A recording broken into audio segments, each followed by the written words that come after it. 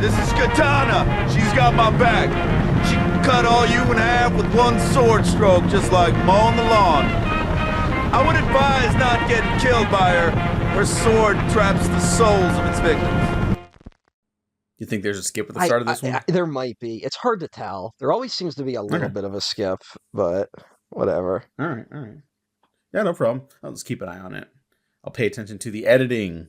Yes. The editing. Yes. It seems to be a forgotten art in certain circles in the film industry. I don't know why I'd be talking about that today as your host, Diego Crespo, along with my co-host, Matt Garingo. Yes, that's me. Hi, Matt. How are you? I'm great. We're here to talk about a few movies, and one of them is one of the worst movies ever made. Yeah, you know what? Here's a revelation. I kind of like Thunderbolts. No, that is not what Matt's referring to. No, we're here to talk about 3 movies and like half a TV show, and then probably some other stuff sprinkled in, because that's just how we roll here at the failed Blockbusters superhero season. David Ayer's 2016 movie. I will just call it a movie. I'm going to keep it simple. Suicide Squad. James Gunn's The Suicide Squad sequel / reboot / multiversal origin in hindsight.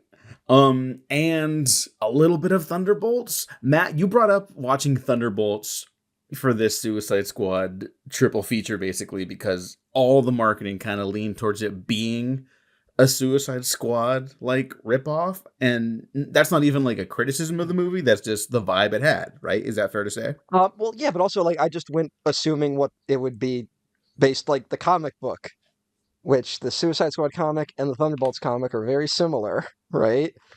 They are.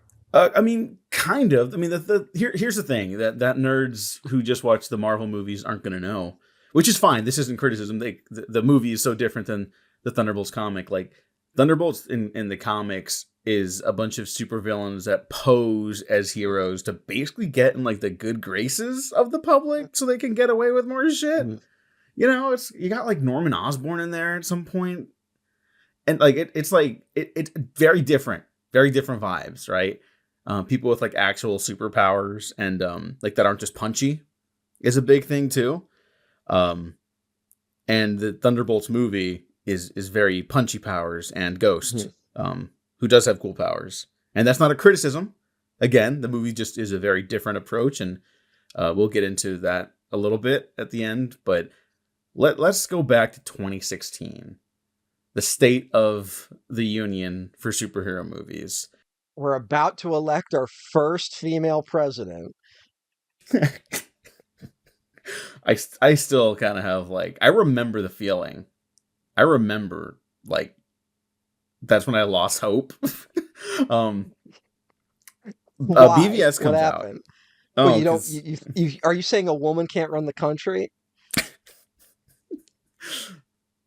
I'm saying they don't want that woman to run the country. Listen to this fucking guy. Yeah. Or the other one that ran. And that sounds like a very cynical joke. Like, oh yeah, we just don't want women to... No. I genuinely believe those 2 women, people do not like. And arguably for good reason, but we're not here to talk about that. 2016. Why not? 2016. Marvel is reaching like their high point in the cultural stratosphere. And they're still gonna go. They're gonna break the roof of the stratosphere with stuff like Civil War. This is like the year that it's very much like Marvel is cemented, right? Like this is something that's just gonna be here. It's not gonna go away. Now, it's not to say anything about the quality of the films, right? Mm-hmm. But this is just 2016 is very much the year that happens. But I think a big part of that is that the up and comer, the Pepsi to Marvel's Coke, the DCEU, was basically falling flat on its face constantly at this point. It's also fair to say, I think 2016, I think you had your finger on the pulse of like, this isn't going to work sooner than I did, easily, right? Like just even before 2016, I think you rightfully called it. I was still in like the the throes of realizing that, like, oh, I'm gonna have a breakup with this franchise. I was like, no, Civil War was good, and then I sit with it for a little, and I'm like, oh I shit. will admit, I remember coming out of Civil War being like, that was solid. Like, I really think, without jumping too ahead, I think a big part of it was that the others, like the specter of the DC EU, as it was called at the time, really was like, well, if that's what the competition is doing, Civil War is probably the best we're gonna get, right? Like, Hmm. I really think that the poor quality of the DCEU influenced some of the positive reception someone like myself had for MCU movies at the time. And to go back, I know there's been a lot of reevaluation of the Snyder films. I've come around on a lot of BVS, but I think we forget that, like, the theatrical cut of BVS is basically an incomprehensible disaster. Like, the theatrical cut is a complete mess of a movie. And that was what the majority of people saw. And then to have that followed up with this, it just seemed like, oh my God, these people have no fucking clue what they're doing, right? Hmm. It, And in many ways, it, they didn't. no, they really didn't. Like, it was just, it was clear that they had a director who had a visual style, who was competent and could not tell a story to save his life, frankly. Like, Yeah. Look, he's like, not he's not we interested in the love. basic mechanics of storytelling, I Yeah, guess. like we all love our like transgressive narrative stuff and like our experimental stuff. At the end of the day, certain movies do kind of have to justify their existence with a sense of narrative structure and propulsion. Mhm. Like, and I do think that's there in the extended cut of BVS. I'm not here to defend that movie. People, if you listen to this podcast, you know where I stand now in its good graces. But it's even in that version, it's long. It's Yeah. dreary. I don't think that's the wrong vibe for that movie to be good. I think that's the wrong vibe for the movie to be successful in the eyes of the public. Not that it had to be colorful and poppy, which is what they try to turn this fucking disaster into, but just something to get people talking in a way that's more than just like I don't want to sound like an anti-art like asshole, but like more than just like a philosophical thing. You can do that. You can absolutely do that. And I think one thing we're here to talk about today kind of does do that pretty successfully, all things considered. But like a movie this expensive that has to do this much heavy lifting for a franchise that has to, I remember when we did the BVS episode back in the day, you broke down all the things this movie had to do, and you rightfully pointed out, like, BVS had no fucking chance. The fact that we like it is kind of a miracle at this point. Well, the fact that it's like that, even if I come out of BVS not as ecstatic as most people that have gone back and reevaluated it, there is a sort of like, it's amazing that it's even comprehensible considering everything that was stacked against it. Yeah. Um, And something that might help that movie, frankly, this will be my last thing on that, as we move into David Ayer's Suicide Squad. Pretty good finger on the pulse with the Lex Luthor stuff, I gotta be honest. No, the Lex Luthor, I think, and that was something that we both immediately clocked as good. That was one of the dumber. I think that's part of what has led to the reevaluation, is that, like, people came out of it being like, Jesse Eisenberg's just playing the Joker, right? Like, remember that was like the take of, and it's kind of like, no, he's trying to give an interesting spin on it, and he becomes less interesting the more like the comic book Lex Luthor he becomes, right? Like, there's that one post-credit scene in the theatrical cut of I think both cuts of Justice League where like no, Justice League, the other cut of Justice League, doesn't that have that is the post-apocalyptic Batman ending?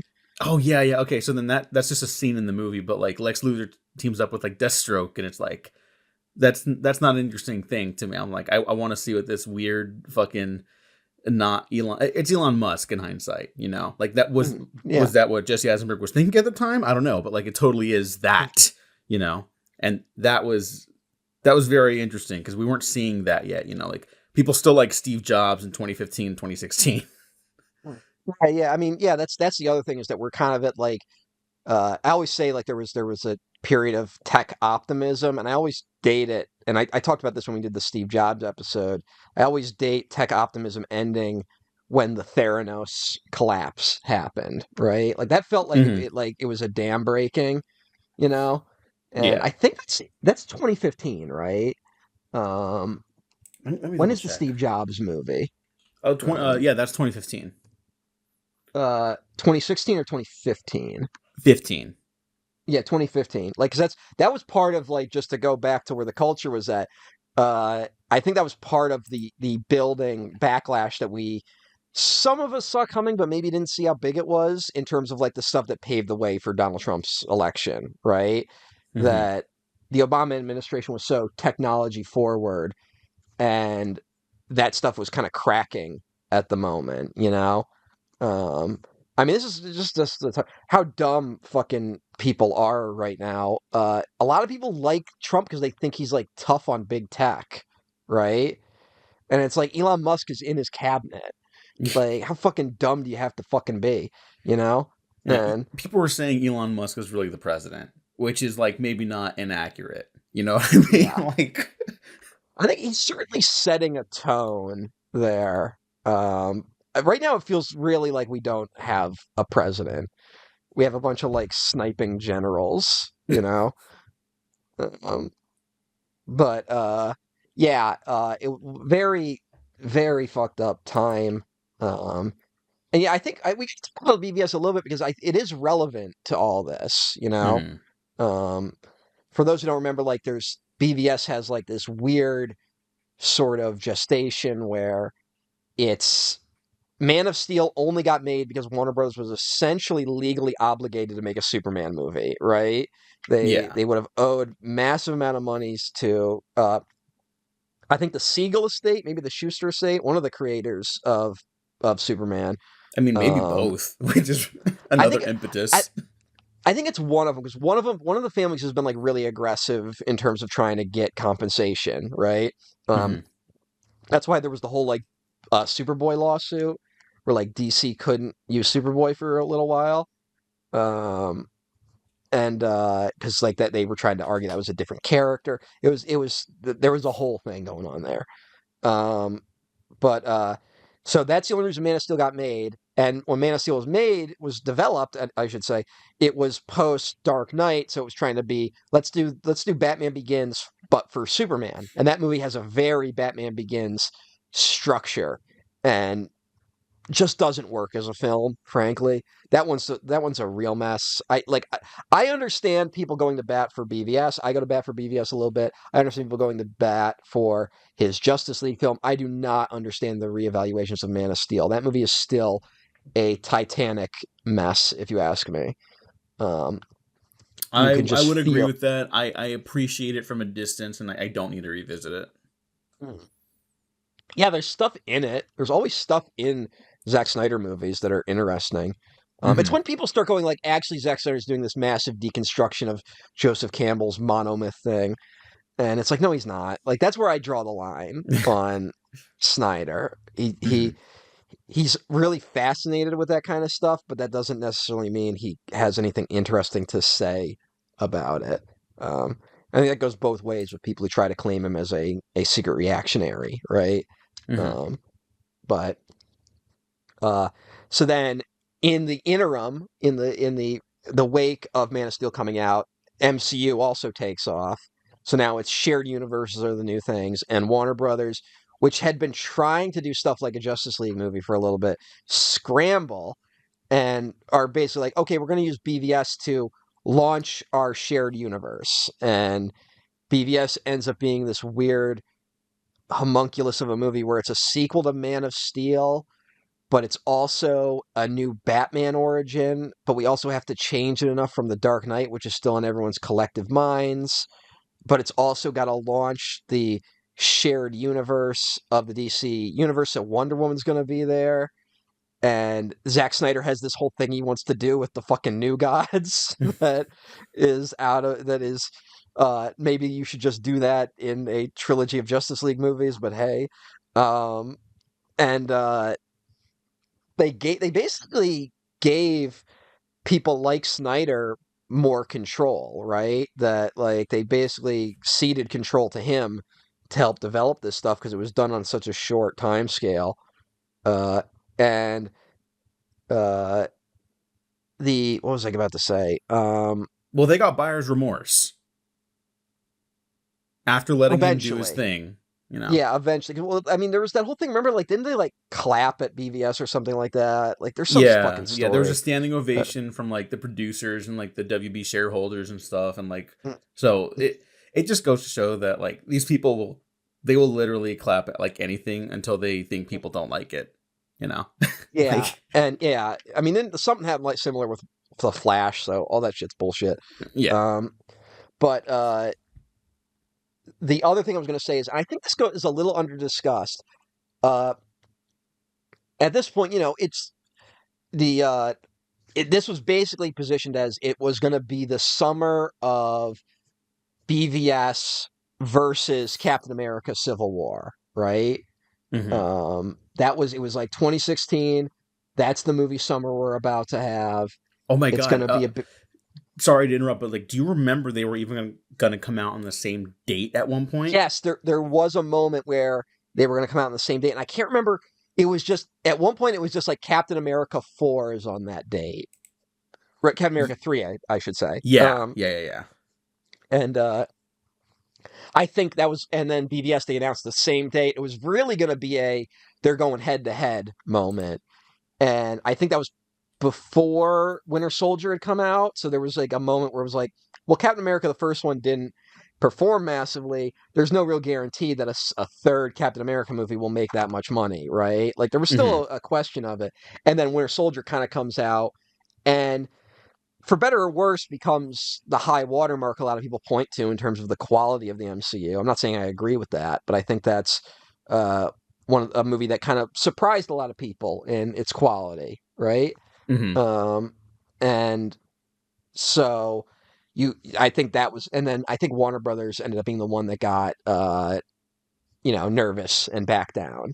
You know, Yeah, I um, don't remember the order of things, and that wasn't like on my docket to talk about with this stuff. But it obviously is very important for the cultural history of this. But like basically, once they're like Iron Man's in it, doesn't yeah. matter Once it was going to what the be, context is. It's like fuck, you know. but I also have a suspicion that I don't know when things were announced or when they were made, but it feels like Warner Brothers knew that Marvel was going to do Civil War. I feel like No, that must have been we've talked about that out there. before.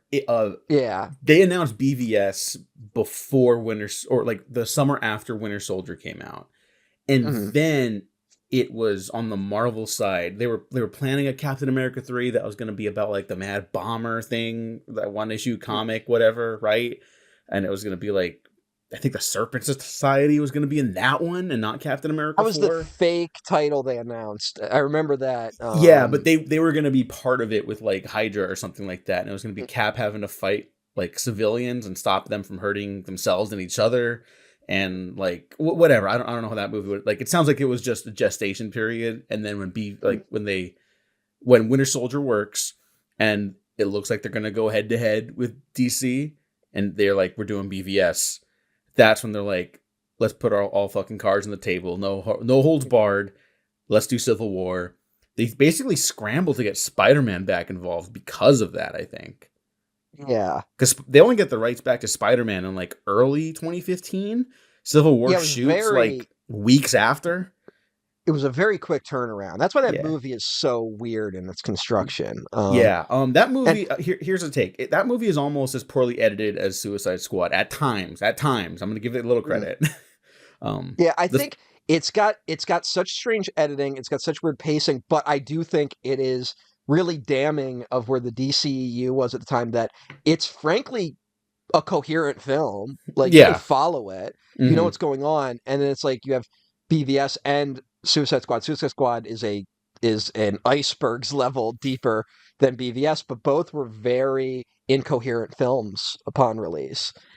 And I always feel like I have to fucking apologize when I'm doing this because just of where the culture is at. But all I'm making points is in terms of like these movies' wider reception. Like these are not necessarily reflective of my opinions on the film. Mm-hmm. But I also feel like DC was positioning itself to be like, here's why we're different than the MCU.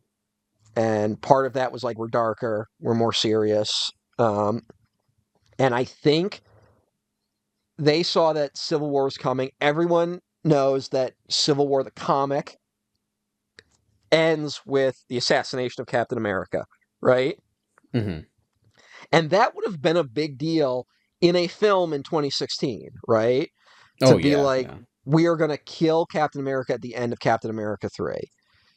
That would have been a big fucking deal. And then DC, who has been desperate to do the Death of Superman storyline for ever since that comic was published, was like, we have to kill Superman before they kill Captain America. I really think there was a weird pressure to do that. That they were like, we don't want to look like we're imitating Marvel when they kill Captain America. We have to get out there and we have to kill Superman first, basically. Uh, I think that was a weird motivator. Yeah, Um, I don't know if that's true. That wouldn't surprise me in the slightest.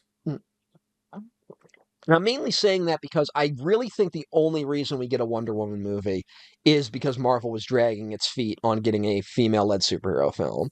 Yeah, that's Like, something I they're feel always like, going to have over their head now, basically, where it's like, come yeah, on, guys. Like, and you got a Wonder 10-year Woman head start. stands as like the one, you know, in terms of quality, it's just the most solidly structured of the DC EU films, you know? Mm-hmm. Uh, I like films more than Wonder Woman, but that's kind of one you can take your parents to, right? Like anyone Yeah. can like that. My grandfather liked that fucking movie. Yeah, Um, that's a perfect way of putting it. That's the one that everyone liked, you know. Is yeah. it super challenging? No. Is it very well made? Yes. Mhm. And I also think that's partly why uh, Harley Quinn is so front and center in the advertising for Suicide Squad. Mm-hmm. Um, I think they really wanted to push. I think Suicide Squad the film is a really weird example of DC and Warner Brothers did not realize how popular their characters were. It's a really bizarre fumbling of their IPs, right? Mm-hmm. Um, that these and this is something that I think might be harder for people now to understand in the post MCU world, but DC, I would argue, had quietly ceded the ground to they would have had a more successful time launching a shared universe, I think, if they had done it around the time of Iron Man, you know? Mm-hmm. Because we're a generation that by that point have been growing up with 2 decades worth of an animated shared universe, you know, that Mm-hmm. basically went to every nook and cranny of the DC universe. That brought up any character. Harley Quinn comes out of that DC animated universe. Um, it's one where I think it's something that similar happened because I think it's relevant with Guardians of the Galaxy, where the average person didn't know those characters, but the people that were really into comics knew those characters. So they became like the first wave of hype, right? They were the Mm-hmm. people already on board with the thing, and nerds who basically do free promotion for these movies got other people hyped for it. Uh, and I think something similar happened with Suicide Squad because it's full of a lot of C-list to B-list characters. But if you are in the know with the DC comics, you're like, oh, but these characters rule. This would be really cool if they pulled it off. Yeah. And they're like, And oh, Killer Croc's gonna be in it? Whoa, that's gonna yeah, be awesome. and yeah, and that didn't happen, No. obviously. No, Uh, here, I'll say this about the shared universe thing, and then I'll talk about the movie really quick.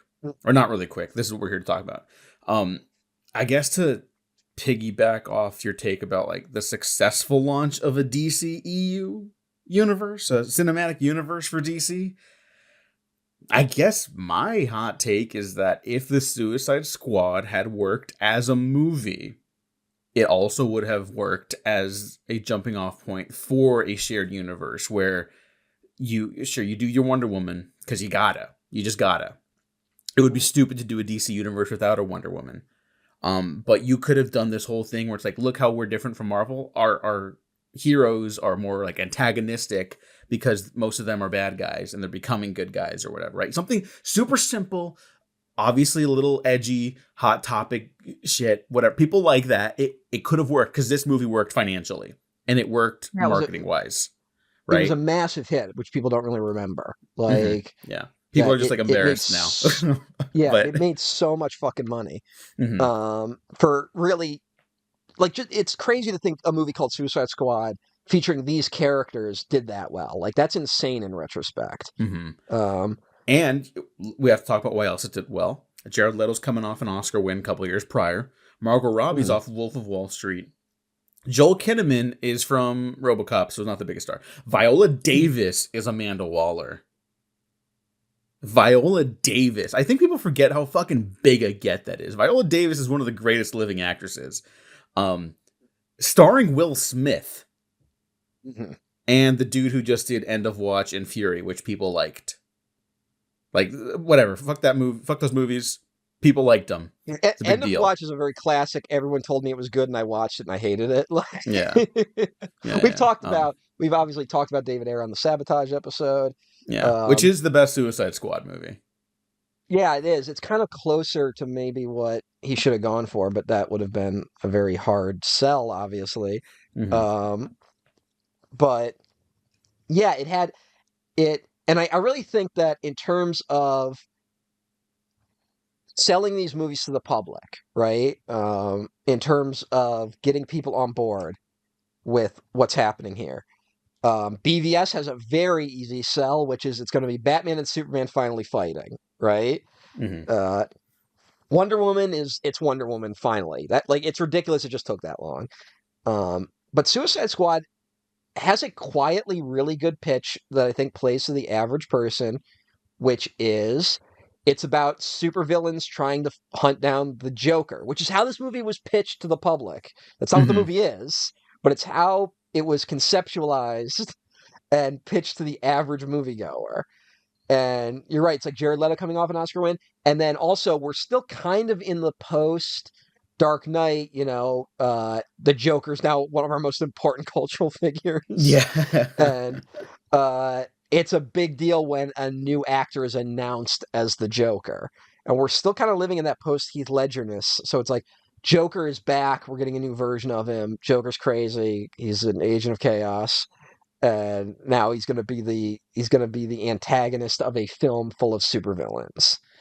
That sounds fun, right? Mm-hmm. And but I do wonder how this would have played out differently. Because I really think that I have mixed feelings on your take about this being. I don't think on paper this is a good jumping off point. For a good launching point for a shared universe. No. I don't either. But I think it could have been had the movie functioned. That's all. I that's what I'm saying. I do wonder, because BVS was successful and because Suicide Squad was successful, if you go back in time and you just make these movies more coherent, right? Keep the plot simple, but keep the style to it, or whatever this movie needed to be good. Even if these, in my opinion, being a bad place to jump off a shared universe, if they could have essentially brute forced their way in, right? If they could have gotten a shared universe out of all this stuff. And I guess we'll never really know. It would have been interesting if this movie had worked, if suddenly everyone came out of it and was like, Killer Croc is now as popular as Gru. Right? Like, yeah. Now we're doing baby Crocs or some shit now. Like, the Baby Yoda phenomenon. Yeah. Is Baby Yoda stolen valor from Baby Groot? A little, because I think people accuse Baby Groot of being like a marketing thing, and it's like maybe, but also like there's like a narrative purpose for that in that one movie. And there turns out to be no narrative purpose for the other cute small things that pop culture has taken a hold of in the last decade. What are you talking about? The child? He's a Anyways, I would have child. been in for Baby Croc. I would have been in for a bunch of Baby Crocs. Yeah. Um, Yeah, look, sure. this is one of the worst movies ever made. That's not an Yeah. exaggeration. This I is don't know not if a we've made functional that. film on a moment to moment basis. The movie has a bunch of beginnings that never take off into like a sequential series of events to propel the narrative forward. It introduces things every 5 minutes, and there's that great Suicide Squad editing video by Dan Olson, Folding Ideas, that breaks down like the setup and payoff of stuff, of which there is none. Um, Yeah, it and is it's such a wild that this fucking movie, strange movie.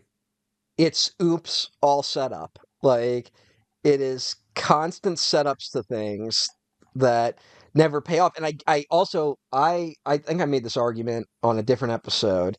Um oh, by the way, this is our first episode of the failed superhero season. It's the first one released.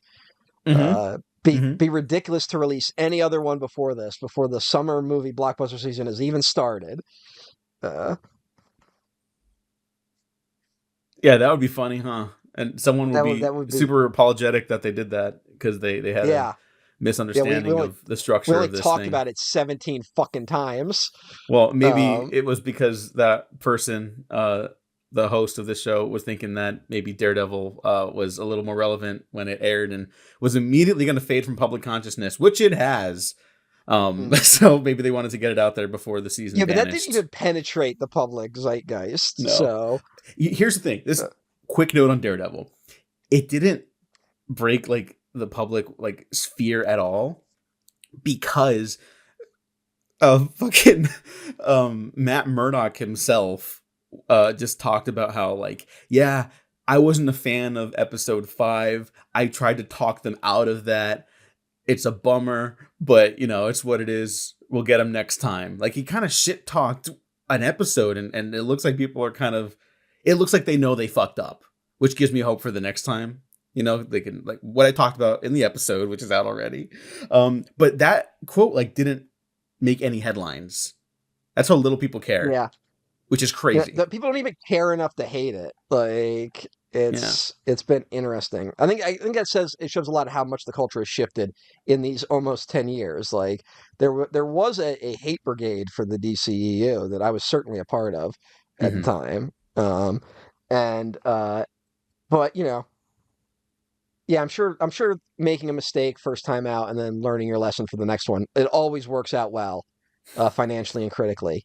Which is why we're here to talk about two Suicide Squad movies. Yeah. Um, any anyway, uh, I think there's also the other element of this that is a little under discussed, in my opinion, is I think this is around the time that how do I talk about this?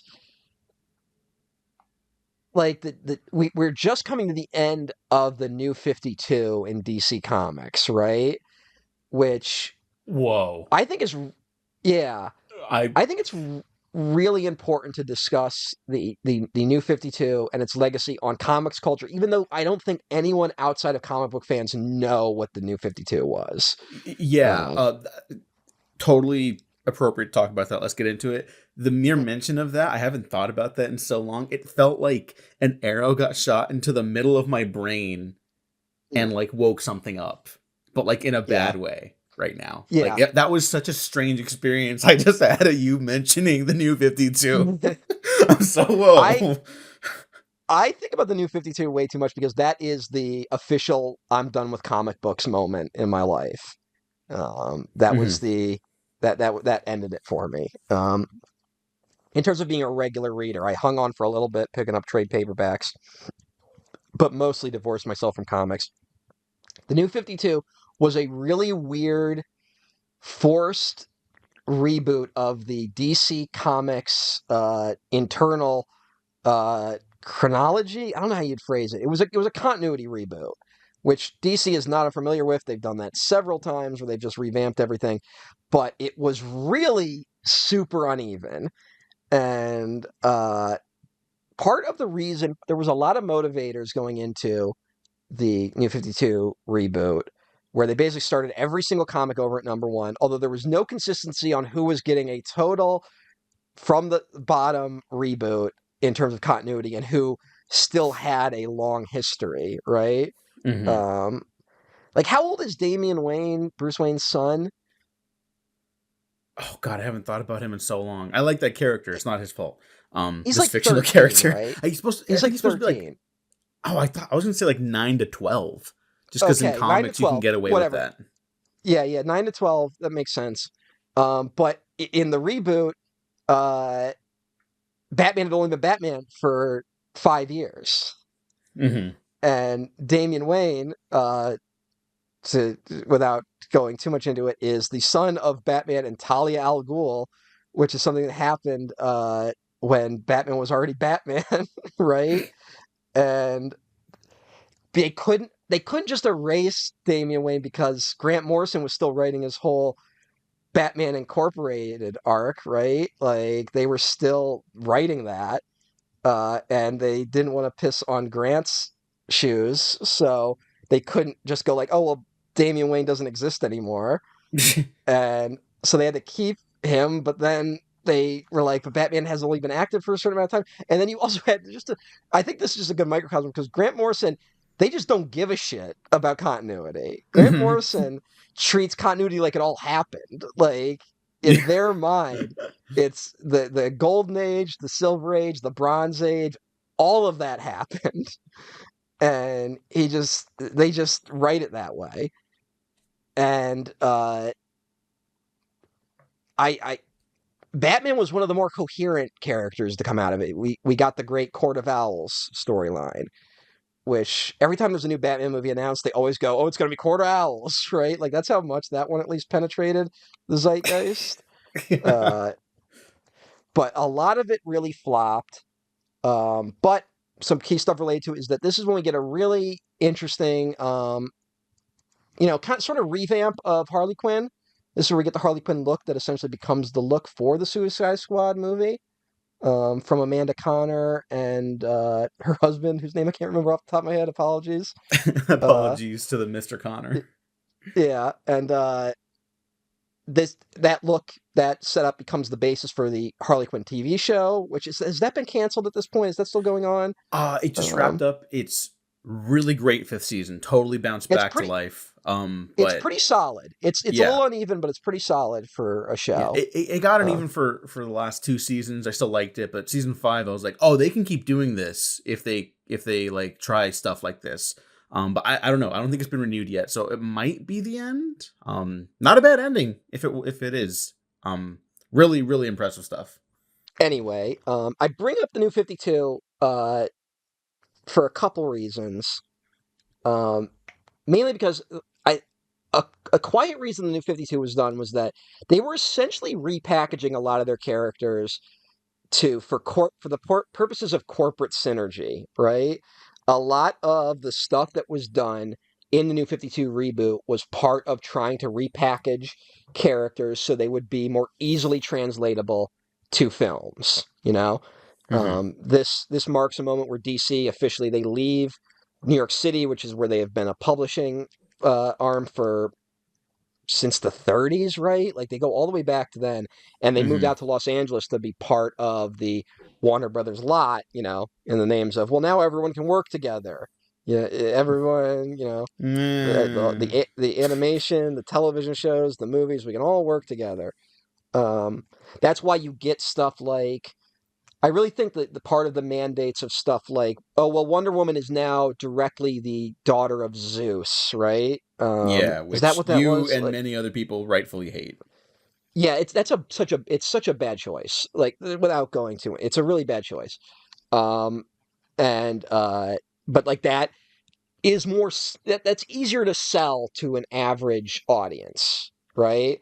Hmm. Easy to go. Why is Wonder Woman the way she is? Well, she's the daughter of Zeus. Uh, and that makes more sense to the average person, as opposed to Wonder Woman's real origin, which is really incoherent because they didn't really Hmm. have an origin for her. There's a lot of weird questions about, is Wonder Woman immortal? Are all the Amazonians immortal? But she's essentially, in most versions, from I think post Crisis on Infinite Earths, and the original DC Universe reboot, has her made out of clay and given birth by the goddesses of the Greek pantheon. Um, there's a great, what's the Gail Simone story? Wonder Woman: The Circle. Is that what it's called? Yeah, I think so. Uh, Yeah. one of Gail, yeah, Gail Simone, who is like not even quietly, but is just kind of one of the best comic writers of the last decade, right? she's really good at just being like, I think that Gail Simone is someone where if I were trying to get someone into superhero comics, I could recommend Gail Simone's writing very easily because Hmm. she is very creative and very inventive, but also is very good at onboarding people, of like not getting too bogged down in continuity stuff. And while also using, frankly, a lot of obscure characters. Her runs on Birds of Prey, which is relevant to our discussion today, Hmm. is one of the better things in terms of like like I think she just had a really good eye for like, I know how to showcase these characters. So like if you give her Wonder Woman, she's like, I'm going to tell stories that are designed to showcase who Wonder Woman is while telling new interesting stories, right? Hmm. Um I pointed to Wonder Woman: The Circle because it is a retcon of Wonder Woman, but it also tells her origin in a way that can be engaging to new readers. It's a really good use of like building off of something that if you're a fan, you already know it, but if you don't, she sets it up very well. It's honestly, it's frankly a story where I'm like, if you're gonna do a Wonder Woman story, adapt that story. It's really good. Um, it would really get audiences up to speed on Wonder Woman's whole deal. Uh, Yeah. but there's another really good one. This would be harder, but it would make more sense later down the line. But there's the really good Greg Rucka, I think, wrote it. The Wonder Woman versus Batman story. It's got a different title than that. It's a Wonder Woman story. With Um, Batman's in it. I remember that one. yeah, I can't remember much about it now, though. it's basically Batman is after someone who is Wonder Woman has taken an oath to protect, right? So it leads to Mm. them fighting, and it's basically Wonder Woman just beating the fuck out of Batman. But it's a really good. Um, I'm going to pronounce it wrong. I found it, but I'm going to pronounce it wrong. Uh, Wonder Woman, the Hiketeai. Uh, that's Hiketeai. Um, and I think they knew what they were doing when they sold this. The cover of this graphic novel is just Wonder Woman's foot on Batman's. I do remember so this now. So it's a really good solid story, and it's one where like I can kind of point to and be like, if you want to get into Wonder Woman, this is a pretty good setup of who Wonder Woman is. And I think this is, I think again, I think this is one of the benefits of a shared universe. Is part of what that helps showcase is the difference between Wonder Woman and Batman, right? Hmm. Where it helps define like, here's what defines these characters differently. So stuff like that I feel like is really strong. The other element that came out of the new 52 was the new Justice League lineup, which at the time was it was Superman, Batman, The Flash, Wonder Woman, but Cyborg was now a part of it, right? Like Cyborg was the Yes, that was a newest big one. addition, and Cyborg is a Teen Titans character. I'm not trying to be precious about this stuff. Like, this is all nerd shit. It doesn't really matter. But I feel like Cyborg was someone who was basically put on the team because they were like, well, we want to do a Justice League movie, but we need a younger character and we need someone who, younger kids know. And at the point, Cyborg was more well known for the Teen Titans cartoon, which was successful. And I don't think there was a creative reason to put him on the team, right? Not saying Hmm. putting him on the team is bad. I'm just saying the motivations that led Cyborg to being a member of the Justice League were not a creative burning desire, No, no, and right? if I may, I think there's this weird, and this is Marvel's fault too in a way. There's this weird sort of like precedent people have with these characters where they're like, well, you can't do their Avengers yet, you can't do Justice League yet because you haven't set up the characters, which isn't like Mhm. true, but also like I get the impulse to feel that, right? Mhm. Or like you want to see these characters shine on their own, so when they cross over, it's like huge. Yeah. You know, like that first Avengers, like crossing over all the characters, like the impact of them on screen, like working together for the first time, like it's not just cool because the characters are there. It's like it's cool because it's sort of paying off stuff from their own movies in a way too, right? And like I It's paying understand off wanting that. stuff from their movies, but it's also like that was part of the amazing thing about the Avengers. If you're a young nerd like me at the time, where it's like we were essentially waiting since childhood for something like the Avengers to happen, right? Hmm. Where we were like, wouldn't it be fucking awesome if it doesn't even have to be Marvel, but it'd be like it was kind of think of like it'd be awesome if Batman met Superman in the movies one day. I remember thinking that even as young as a kid. So the cartoon does it, why can't they do it in the movies? Hmm. And there was that whole like they teased it for a long time. Remember, there's the famous Batman Superman poster in I Am Legend, Yep. uh, in the Yeah. background, Which almost did which happen, was which we talked about back in the day as yeah. well. Like that movie took like 20 years basically to finally make. Yeah, I really it's not a great documentary. No offense to the late John Schnepp, is that his name? Sorry if I Yeah, John pronounced that Schnapp. wrong. Hmm. Who was a great guy. It's tragic that he passed away so suddenly. But his documentary, The Death of Superman Lives, which is about the famous Nicolas Cage starring Superman movie. I recommend watching that just because when they talk about all the ideas they had for Superman Lives and then how much of those ideas turned up some 20 years later in Batman v Superman and other DC movies, it's like these ideas just don't die. Like they keep trying to make these things work. Um, but we were waiting for a moment like Avengers, which is why that movie made $200 million opening weekend. I know it's a little corny to talk about now, but it was really cool at the time. Like Yeah. it was I a mean, we just passed it another anniversary about it, and people were like, "No, that one's still good." Like people who don't yeah. usually talk about these movies, like, can have come out and been like, "No, look, whatever. There's weird history with the franchise and with that guy who made it, but like, look, it's a good movie, and there's a reason this franchise took off, and it's because of that movie." Like, Yeah, I gotta say, like there is the Avengers movie, the first one is the only one of those movies that when I sit down and watch it, when that title hits and the score hits, it like brings me back to opening weekend for that movie. Like I mm-hmm, never get that. Summer blockbusters where you put it on and you suddenly go back to that summer a little bit. You're like, mm-hmm, "Oh man, I remember going like it was a hot day and going to the movies to see this." Like I just remember that moment. I do that with the Pirates of the Caribbean movies a lot. Like even when I have mm-hmm, problems with those movies, they almost always bring me back to summer. Um, but the first Avengers movie does that for me, and it is one I will still go to bat for, even with the classic, like all the wrong lessons were learned and none of the mistakes were improved on because they didn't feel the need to try harder. Um, but I still will defend that first Avengers movie. Um, but yeah, and I think like you said, like the idea of that all these characters have to be set up in their individual film, I also don't agree that that has to be the case. I watching the Justice League Snyder film, which I've kind of come around to being like, I don't think it's for me. Like I can't even really say if it's a bad movie or not. I don't vibe with it a ton mm-hmm. as other people do.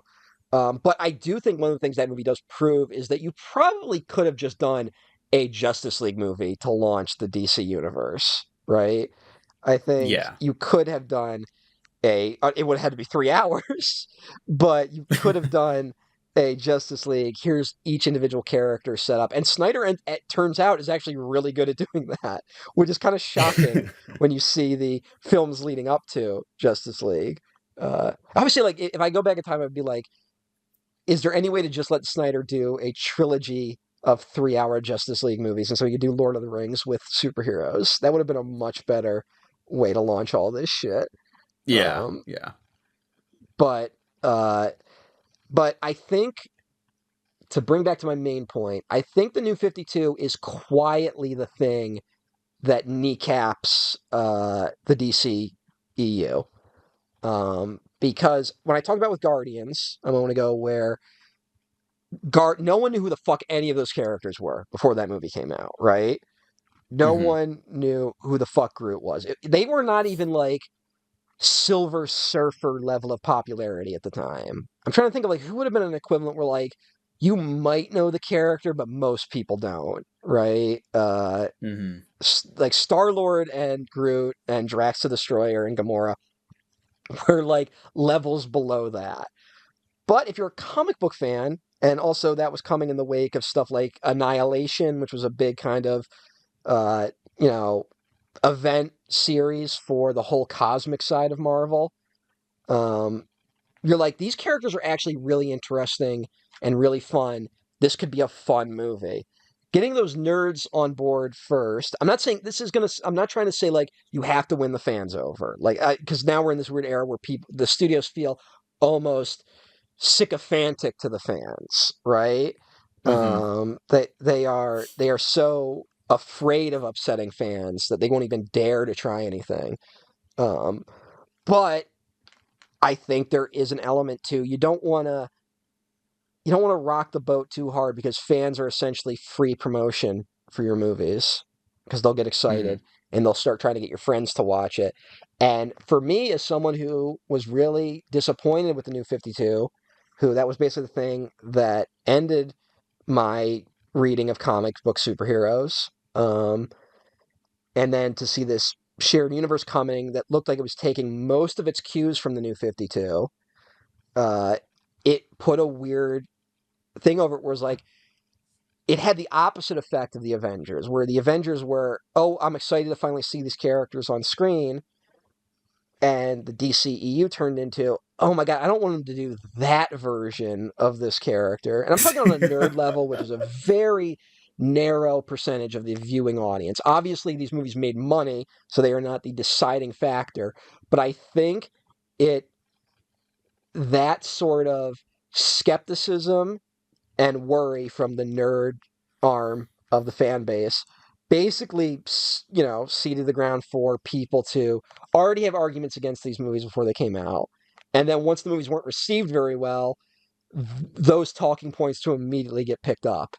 So if you pay to see something like Suicide Squad and it sucks, and then you look up even like, what the fuck was that? And you go to YouTube and you find a nerd complaining about it, and they're probably making a bunch of nerd complaints like I would. And you'd be like, yeah, that's why it sucks. It's because they didn't set up these characters in their individual movies.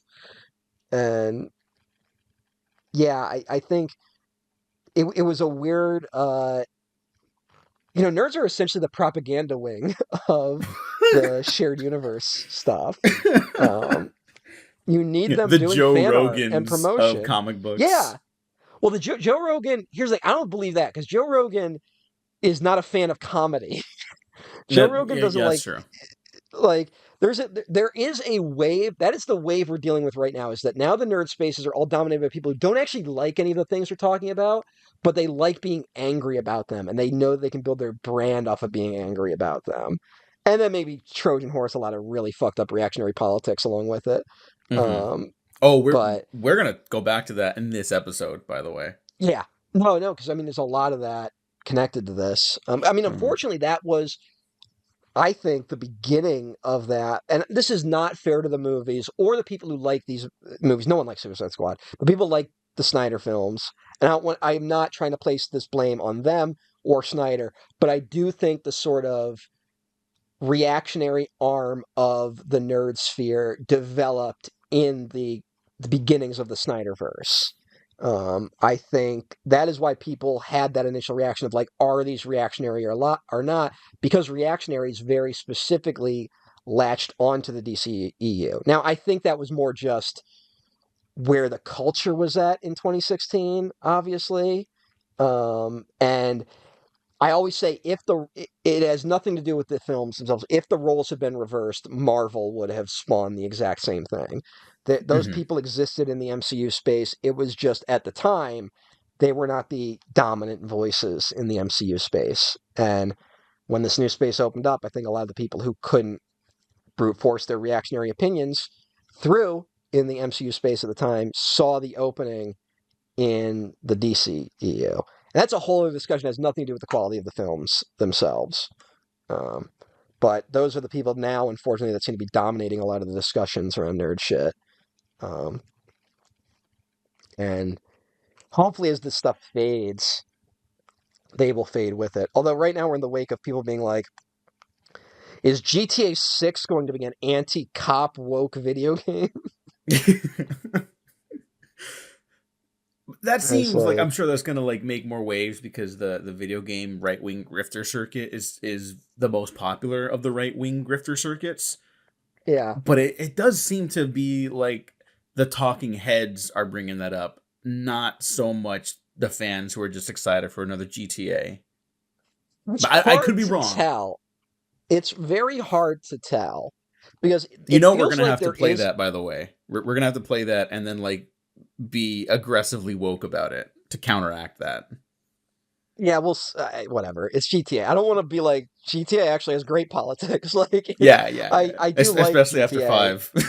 Yeah, GTA is just all over the map. It's the South Park of video games. Like, it's that. Yep, that's a perfect summation. Yeah, and it's just funny to be like, no one's ever been like, I can't believe South Park got woke, other than when they did that weird post-COVID 20 years later storyline where Cartman converted to Judaism, and a certain population of the fan base was like, no, you can't do that to Cartman. How dare you? Whoa. I didn't know that. Like, whoa. Well, because you're not watching South Park, and I'm barely watching South Park, but I'm always kind of paying attention to it because I feel like it's a good barometer of like normie opinions. It's like, whoa, mask off. Holy shit. Yeah. There was, because I think I've talked about it on the show, but the bit is, it's 20 years later, and Kyle is convinced that Cartman is just converting to Judaism to get to him, right? Because Cartman does all shit like that, like does scams like that. But it's like, if he's doing it, Cartman is now converted to Judaism. He is a rabbi. He has a wife and children that he raises very strictly Jewish. And the joke is that Kyle kind of can't get over how Cartman was as a kid. And Cartman is actually turned into a better person.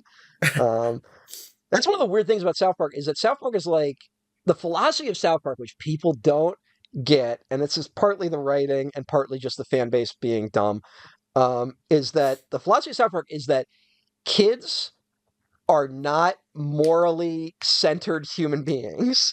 They have not lived long enough to develop concrete morals. And the show does seem to have a genuine belief that as they get older, they will turn into better people. But right now, they're going to be the worst versions of themselves. Like, that's their take on children, right? That's why Cartman is the way he is. So there's always a flirting of like, Cartman will become a better person as he gets older. And part of becoming a better person is him disavowing his anti-Semitism. And fans don't seem to get that part of it. So when they did that series of episodes, people were like, well, this must be just some sort of joke they're doing. They'll eventually reveal that Cartman is still anti-Jew. And no, they didn't do that. Jesus Christ. Yeah. Well, I guess good on the introspection. Look, we both give South Park too much credit and not enough credit as a show, frankly. They do get introspective. They do reevaluate things. I just think they don't care enough to go as deep as they need to, right? I always say, like, they want to have their cake and eat it too, where they're like, oh, well, we're just making a show we're just doing comedy. Like, don't think about the politics of it too much. Like, we're not trying to sway anyone's political opinion. That's stupid. We're just trying to write a funny show. But then they stack tons of their episodes with tons of political shit. Like, they don't take their own stances seriously. They're like, it's absurd anyone would be looking to us for opinions, which is true. But then why are you talking about politics so much? It's like, it seems like you guys actually care about politics way more than you try to pretend to. And then, like, the whole philosophy of the show is it's dumb to care about politics. And it's like, it seems like you guys care about it more than most people, but that's a whole other discussion. But yeah, I think I just the whole like reactionary grift. I just think there's a pocket of the nerd population that is they don't even engage with any of the stuff, right? Like Yeah. what they engage with is the outrage and the drama surrounding a lot of these games. They do not actually play the video games. Um, Yeah, which is, when you they know what, do, it's like, actually a little relevant because of that Suicide Squad game. yeah, I mean, um, like, not to the same degree we're just talking about with GTA and South Park, but there are people like, oh, they kill the Kevin Conroy Batman like that. The disrespect, to the point that I think they rewrote it with like some DLC where like actually it was a clone or something. Like, whatever. It sounds like it was a mess, and like that game sounds like atrocious as well. Something about the yeah. fucking Suicide Squad, man. Um, but they, they like changed it to a live service game and fucking whatever. It sounds like a nightmare. But Mm. there's just weird hangups I saw people latch onto as well, and that was another one. People were like, "Well, you have to do a Justice League game first," and it's like, no, you don't. Like, No, that's not you that really game's don't. problem. You could Yeah, just you really do don't. a Suicide Squad game. Mhm. I don't understand that mentality at all anymore. Well, I think But I yeah, think part of it is that here's the thing. I always say this: the majority of art is bad. Like it's just how it is, right? And that's not. I'm not trying to diss anyone. It's just there's so much art being made. Most of it isn't good. Most of it isn't coherent. Um, double that when it's coming out of Hollywood. And a lot of these movies are made for corporate reasons as opposed to creative reasons. It's a miracle any movie that comes out of Hollywood these days is good, frankly. hmm When you think about the corporate interests that are pushing these movies as opposed to the creative interests. Um, so there's that. So, but if you're a reactionary, it's very easy to go, things suck because woke, because most things suck. And then most things are woke because woke is a word that can be stretched to fit anything. Woke can essentially mean if it includes a woman, it's woke. And so you can go like, yeah, that's why it's bad. And I think there's just a weird space where people you pay to see something like Suicide Squad. It sucks, but you do not have the necessarily vocabulary to break down why it sucks because most people are functionally visually illiterate because we do not take film as an art form seriously. So we do not teach any sort of critical eye in terms of deciphering visual language, even though most of us spend the vast majority of our day looking at screens and visuals. Um, but you see a movie, you don't like it, you go to YouTube to see other people talk about how they didn't like it, and you just adopt whatever their opinions are. Because you just go like, well, they must know more than me. And I want to know, I want to seem like I know what I'm talking about. That's a little bit cynical, but I think that's an element of it. That people, yeah, no, I would agree. that's how people react to these kinds of things. Um, they, they go, they just jump onto YouTube and go like, well, whatever their opinion is. And I think that goes even for positive stuff. I think people latch on to things, go like, well, the reason this works is structure and this and setup and payoff. And those are obviously important things, but that doesn't necessarily make a movie good, right?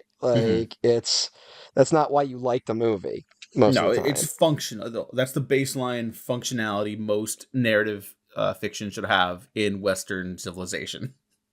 Yeah, exactly. It meets the bare minimum requirements of a movie. And people are like, yeah, I liked it. Like, imagine coming out of a movie being like, you know why I love that movie and it like made me cry? The setup and payoff was just so good in it. Yeah, yeah, it's not that. Mm. And I think there's unfortunately a huge swath of people who do not engage in any art that way.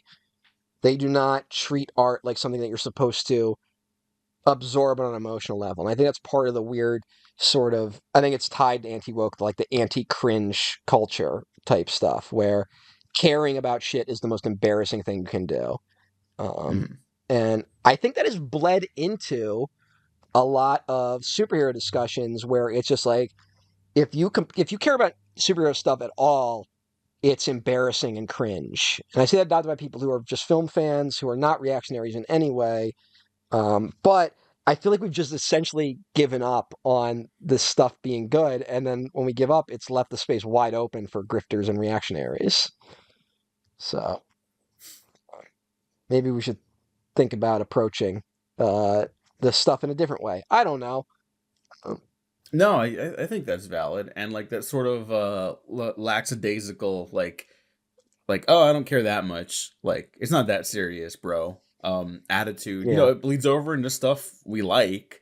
I mean, I don't want to just jump ahead to James Gunn's Suicide Squad, but I think that's the reason why a lot of I was telling you before recording, like I think that's the reason a lot of OG James Gunn heads, like pre Guardians of the Galaxy, didn't seem to respond to this the way post Guardians of the Galaxy Gun heads did, for the most part. Because it felt like, to me, and I think many others, that Gunn's writing was becoming more emotionally evolved, or at least like he was trying to show elements of growth with stuff like Super and Guardians 2 specifically. Guardians 1 is like the baseline, right? It's like the struggles of that emotional growth. Guardians 2 is straight up like, these characters are going to talk for an hour and a half of this 2-hour blockbuster. And they're going to go through dramatic stuff.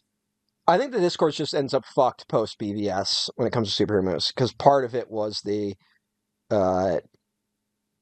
now everything is being compared to the qualities or lack thereof of BVS, right?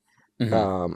I remember this being a big point of discourse. But there's the incredibly earnest comic booky soap opera-y, one could say cringe line in Guardians of the Galaxy Volume 2, where Yondu says, I'm going to get it wrong a little bit, but he might have been your father, but he ain't your dad, or whatever he says. Yeah, he might have been your father, boy, but he wasn't your daddy.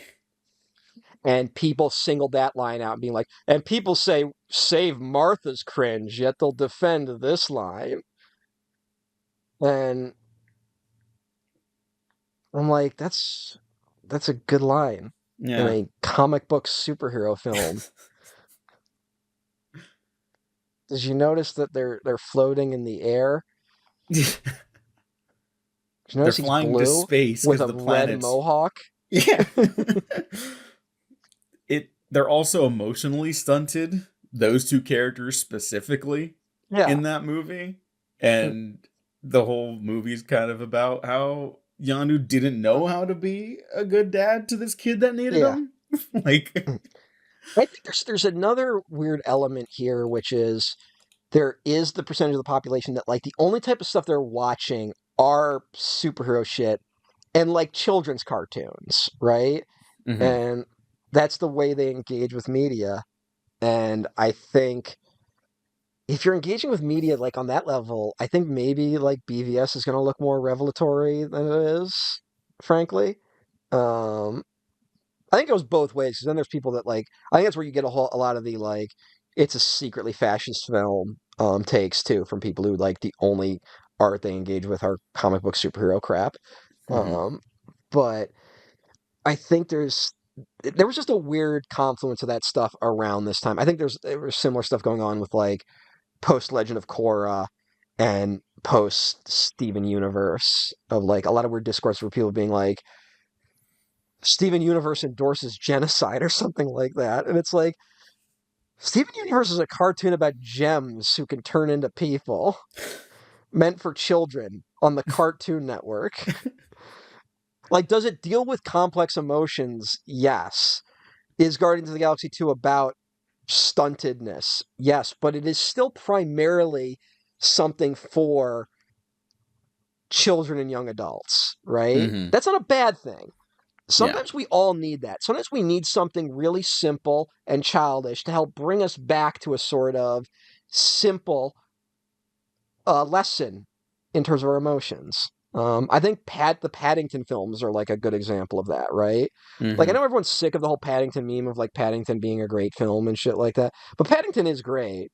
But it's also a children's film. I'm not saying Paddington 2 is great compared to like Martin Scorsese's Silence, right? It's they're both great, but they have different goals and they're for different audiences, and they tap into different emotions and different thoughts and different feelings. Um, and I think there's a weird when you're only engaging with art on this level, uh, uh, you yearn for greater things, but you don't know how to engage with it. And that explains why Joker made $1 billion.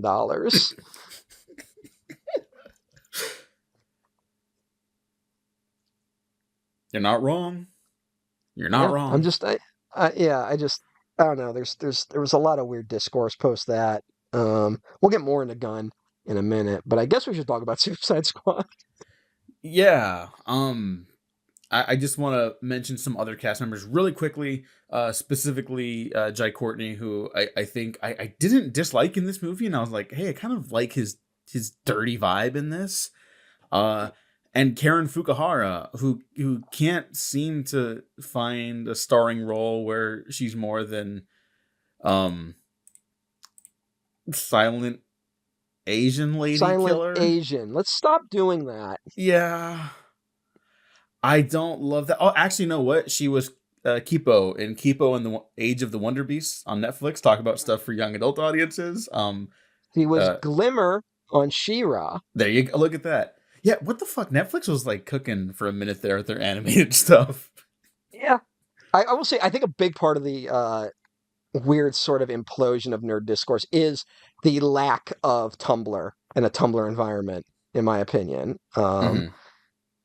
Not that Tumblr was great. Tumblr obviously had a lot of problems, and also, um, the the Legend of Korra and Steven Universe example I brought up earlier.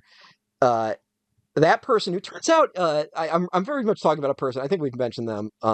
Who made like videos that were like everything wrong with Legend of Korra or whatever, or Legend of Korra Mm-hmm. is terrible, and here's why. We brought it up when we did our Legend of Korra retrospective. And it's some of the worst video essays on the planet. It's some of the worst shit that's come out of YouTube. It turns out that person's a horrible monster. So a lot has come out in recent years. But that sort of attitude, I think that person had is very much born from uh, a Tumblr quote unquote progressive attitude. Uh, Mm-hmm. Well, it used to be, and and it still kind of is sometimes, where someone will point out, like, oh, this material is problematic. This movie or this show or this book, whatever, is problematic. And the bad part of that conversation is if the conversation stops there. It doesn't yeah, engage with beyond, like, that's problematic and that's bad. And it's like, well, mm, that can be true. But if you're going to take the art form seriously, it's like, we should talk about it more, you know? And I'm not talking yeah, about like it genuinely intense, unsettling stuff that's like, if someone's like triggered, like, you know, people still make fun of like, oh, triggered or whatever. But like, if something is genuinely triggering to you, yeah, like that's a different conversation. I'm just talking about the baseline, like, hey, this material has like weird politics, maybe. Okay, mm, let's talk about it then. Like, that's fine to yeah, talk about. yeah. That's And that all. was something I think I would argue that we failed in terms of discussion of BVS. And I will totally like admit that I was a part of that, right? Yeah. Um, I think there was a Same. certain we got too hung up on whether or not the optics or politics of the film was good, as opposed to trying to discuss like, yes, a movie can be problematic, but it also has these elements going on. Hmm. Um, and then Trump got elected. Uh, Yeah. Yeah. Which, you know what? I understand why that made it more difficult to talk about. I gotta be honest. yeah, that didn't help things. It Yeah. certainly didn't help. I feel like we're not doing that this time, though, um, It which I think feels is good. better.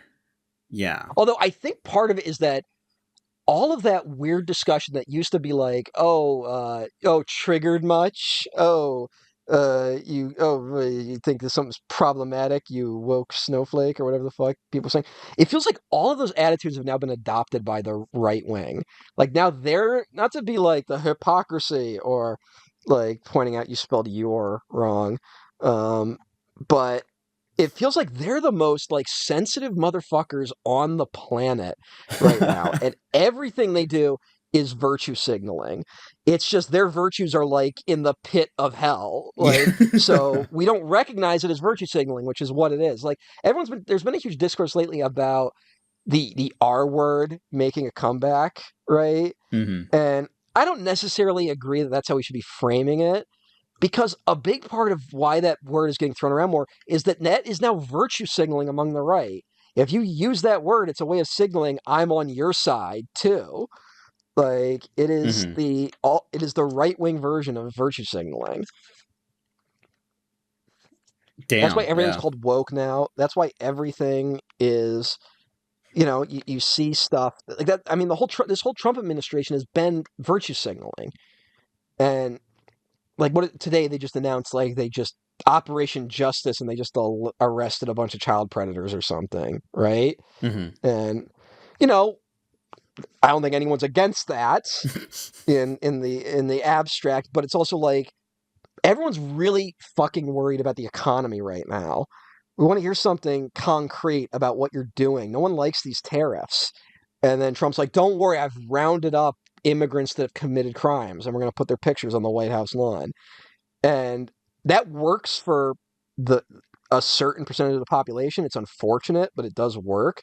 But I think a lot of other people are recognizing that that is not substantive, you know? Hmm. And this whole administration has just been signaling stuff. That's why they're talking in fucking memes, right? It's the most annoying guy from Reddit who has no thoughts or opinions of their own, who can only talk in ironic jokes running the country.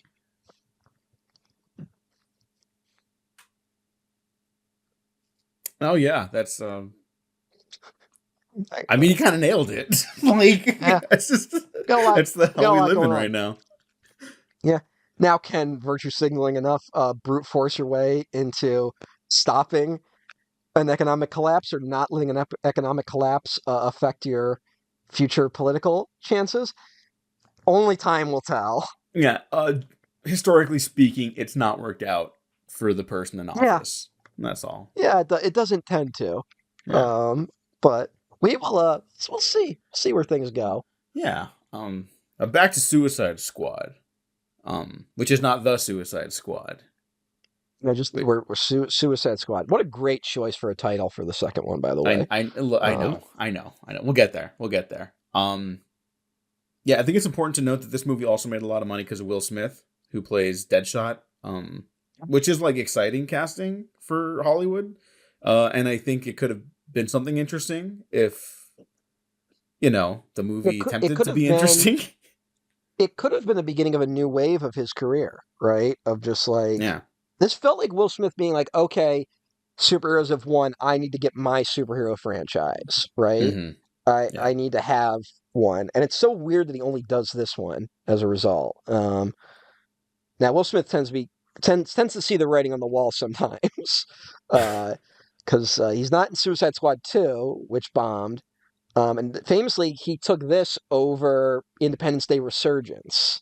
Hmm. Um, And hey, do you look, think I don't think that was a bad idea at the time. No, and my question is, would Independence Day Resurgence have worked financially if Will Smith had been in it?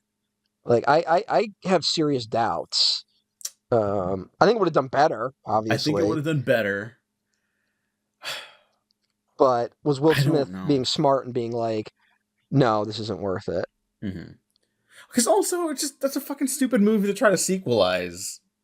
Like, Yeah, you know, whatever. I think his blockbuster instincts have gotten better just by sheer virtue of failing at them for so long. Like, no offense to the mm. man, but his only other sequels are like the Men in Blacks, and those don't work. Well, Men in Black and Bad Boys, Yeah, and like, then Bad Boys, it just happens to work because people like him as as fun Will Smith, and like whatever, he's a psychopath in those movies, but he's fun to watch. You like having fun with him. And Deadshot's not like fun in this movie. He's like aggressive and off-putting and angry. This marks his first collaboration with David Ayer, correct? Or when the fuck is fucking Bright is the year Cop? after. Yeah, so it's Suicide Squad and Bright, which basically kills his career for a bit. David Ayers. Yeah. Because then he remember he was going to do Gotham City Sirens after this because he had a good time working with Margot Robbie. Yeah, there was such a weird. This is one of those movies where like the fact that it made money was actually worse than if it had bombed, because Warner Brothers was put in this really awkward position where they had to do something with it, right? They couldn't tell shareholders we're not doing a sequel, but they also knew that it was so poorly received that they couldn't just do another one. But then it's also like, well, even people who hated it liked Margot Robbie as Harley Quinn, so it's like, well, maybe we should do something with her. And she seems to be like on the rise of this, and that's where you get the weird. Like, yes, it was Gotham City Sirens, and then that evolves into the Birds of Prey movie, which is essentially the Harley Quinn movie, which probably would have made more money if it was released as the Harley Quinn movie. A movie we both like. Yeah, and a lot of people also have come around on, or at least like have come to finally watch it and been like, "What the heck? That's the best one." And it's like, "Yep, it is." You're a fucking moron. God, he's so fucking fun in that movie. I'm just writing that down. Everyone's great in that movie. That is one of the like, in terms of these team movies, which this is what Suicide Squad really doesn't have, which is any sort of team dynamic whatsoever in terms of the personalities bouncing off each other. I can't think of a good interpersonal scene in this movie, frankly. Birds of Prey is like tons of great characters bouncing off each other, and it doesn't feel like they all sound the same. Yeah. Oh my God. Yes. Right. Yes, that's such a fucking problem with these, like, whatever. Gunn's characters end up sometimes making the same jokes, but God damn it, when he has the right amount of characters and the right amount of perspective, his characters are all individuals with struggles and perspectives, and fucking Suicide Squad has none of that. Everyone's just, like, aggressive, and all the guys are, like, bro-y and disgusting, and Margot Robbie's just kind of there to be ogled at, unfortunately, and because she's so fucking incredible in like everything, and she's not even like bad in this movie, but she's misdirected, very misdirected, and it is that there is a tension between like, what is she even doing here, right? Like it makes more sense if the movie had been the we're gonna hunt down the Joker plot, right? Yeah, because it's like, well, we need someone close to the Joker to get it, but it's like the setup of this movie, because this was the awkward attempts to make it fit more with the DCU, where it's like, well, what if Superman was evil? We need a team to stop it. It's like, Harley Quinn's got a baseball bat. Like, that doesn't really fit. Yeah, and I mean, that's another thing about this movie, though. Like, you're right, it's too big. Why is it so big? Yeah, it's too big. And most of the characters are in military fatigues, which is just boring to look at. And yeah, and then you got Harley Quinn in there, where she's just like, it feels like from a completely different movie in a bad way, and it's such a mess. Yeah. Oh, I've probably told this story before, but it's been so long, I'm gonna tell it again. The very first Comic-Con I ever attended, 2016, I waited in line for like over an hour to do the Suicide Squad experience, which you get to watch a big scene from the movie. And you get like a shirt, and there's a bunch of goodies inside. Well, it was so mismanaged, and it went so poorly that they basically ran out of goodies and clothes to give away, like in the first couple hours. And it was a disaster. Ask anyone who went to Comic-Con in 2016 who like tried that. Everyone will have like horror stories from it. But I remember seeing like one of the action scenes where like they're in an office space, right? And I kind of like the visual of like these disgusting supervillains fighting like these weird magic zombies in like a mundane setting in there, because it's like, yeah, you don't see that in like an office space. Interesting setup, just that one idea right there, right? The whole movie just looks like that, so it sucks. But that scene, it looked very good, and I gotta be honest, I'm remembering it. It's not footage from the movie. It's BTS of the action scene in the movie. And the BTS Oh, looks wow. better than the movie. Jesus Christ. Like, it was so much cleaner. It wasn't intercutting constantly, and it wasn't like bouncing around with different eye lines and with all the characters, because there's also too many characters in this movie. For a movie called Suicide Squad, you gotta fucking cut like half of them from the roster. You know what I mean? Yeah. But yeah, I just remember that. And then when I saw the movie, I was like, oh fuck. What happened here? Like, well, that's also the famous, and I can't remember how much of this has been totally confirmed, but the famous story with this is that there was essentially like two competing cuts of the movie. mm-hmm. There was the air cut, and then there was a cut that was basically done by a trailer house, right? That had done one of the successful trailers, and then the final product was like a merging of both versions. And that's why you get like the weird music montage stuff, which this is probably one of the worst versions of that type of filmmaking, right? Oh god, And yeah, it I'm is shocked so awful. I'm shocked it didn't just immediately kill the needle drop as a thing. Like that everyone was like, no more music in movies, right? After Mm-hmm. this. Because it's one of the worst versions of it. Um, Yeah, I mean, it's just you're every obvious example you can think of music plays in this fucking thing. yeah, and that's only because of Guardians of the Galaxy. That's why they try to make this movie what it Yeah, became. 100%. And it was also like, it also totally missed because like, it has a weird mix of like, it's classic rock, but also like a lot of modern like rap music and shit. And I'm not saying like that. I'm afraid I'm going to come across as like rap music's not real music, which is not my take. But you kind of have to pick a lane, maybe. Mm-hmm.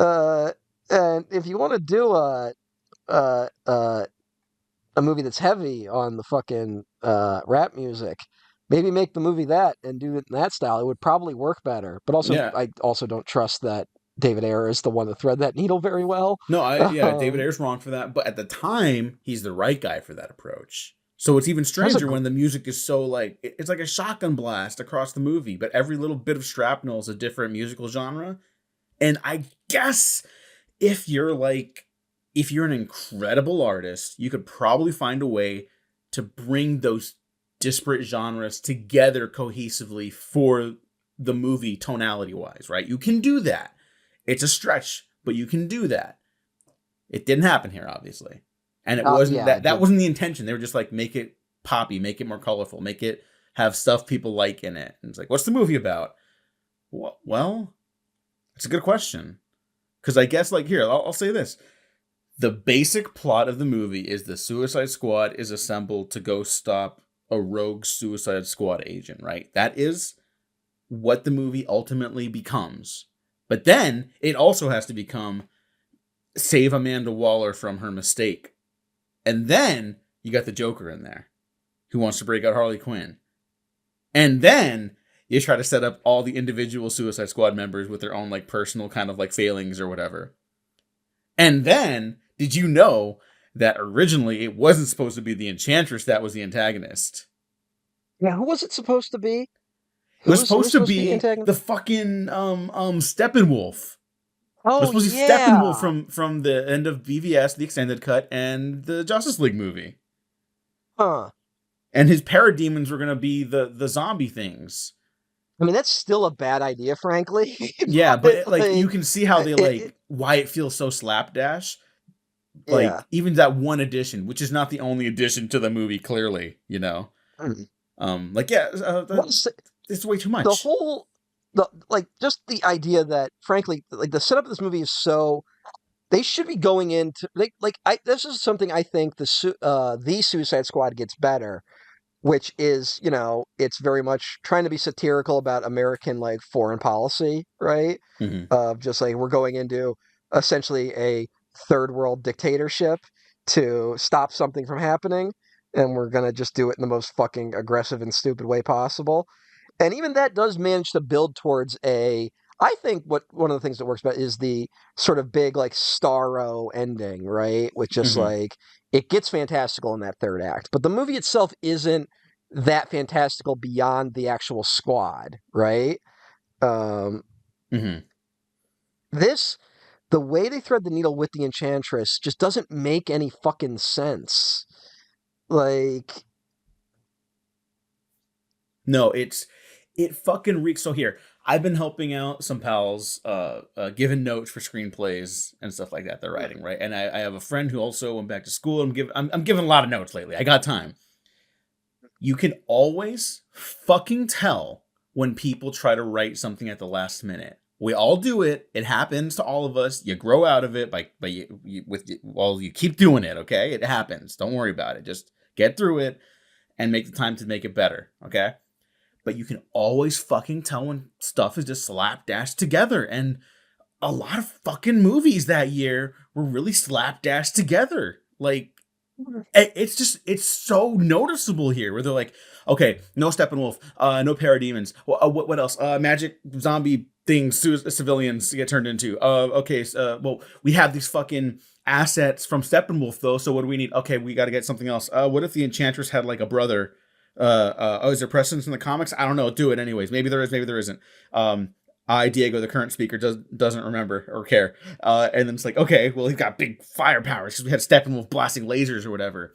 And just like, it's so depressing, you know? Like, all of this it's not even like stuck together with duct tape and staples. Like, it's just on the screen at the same time. Yeah. People bring up the like what feels like a pre-COVID movie, like what feels like something like from the before times.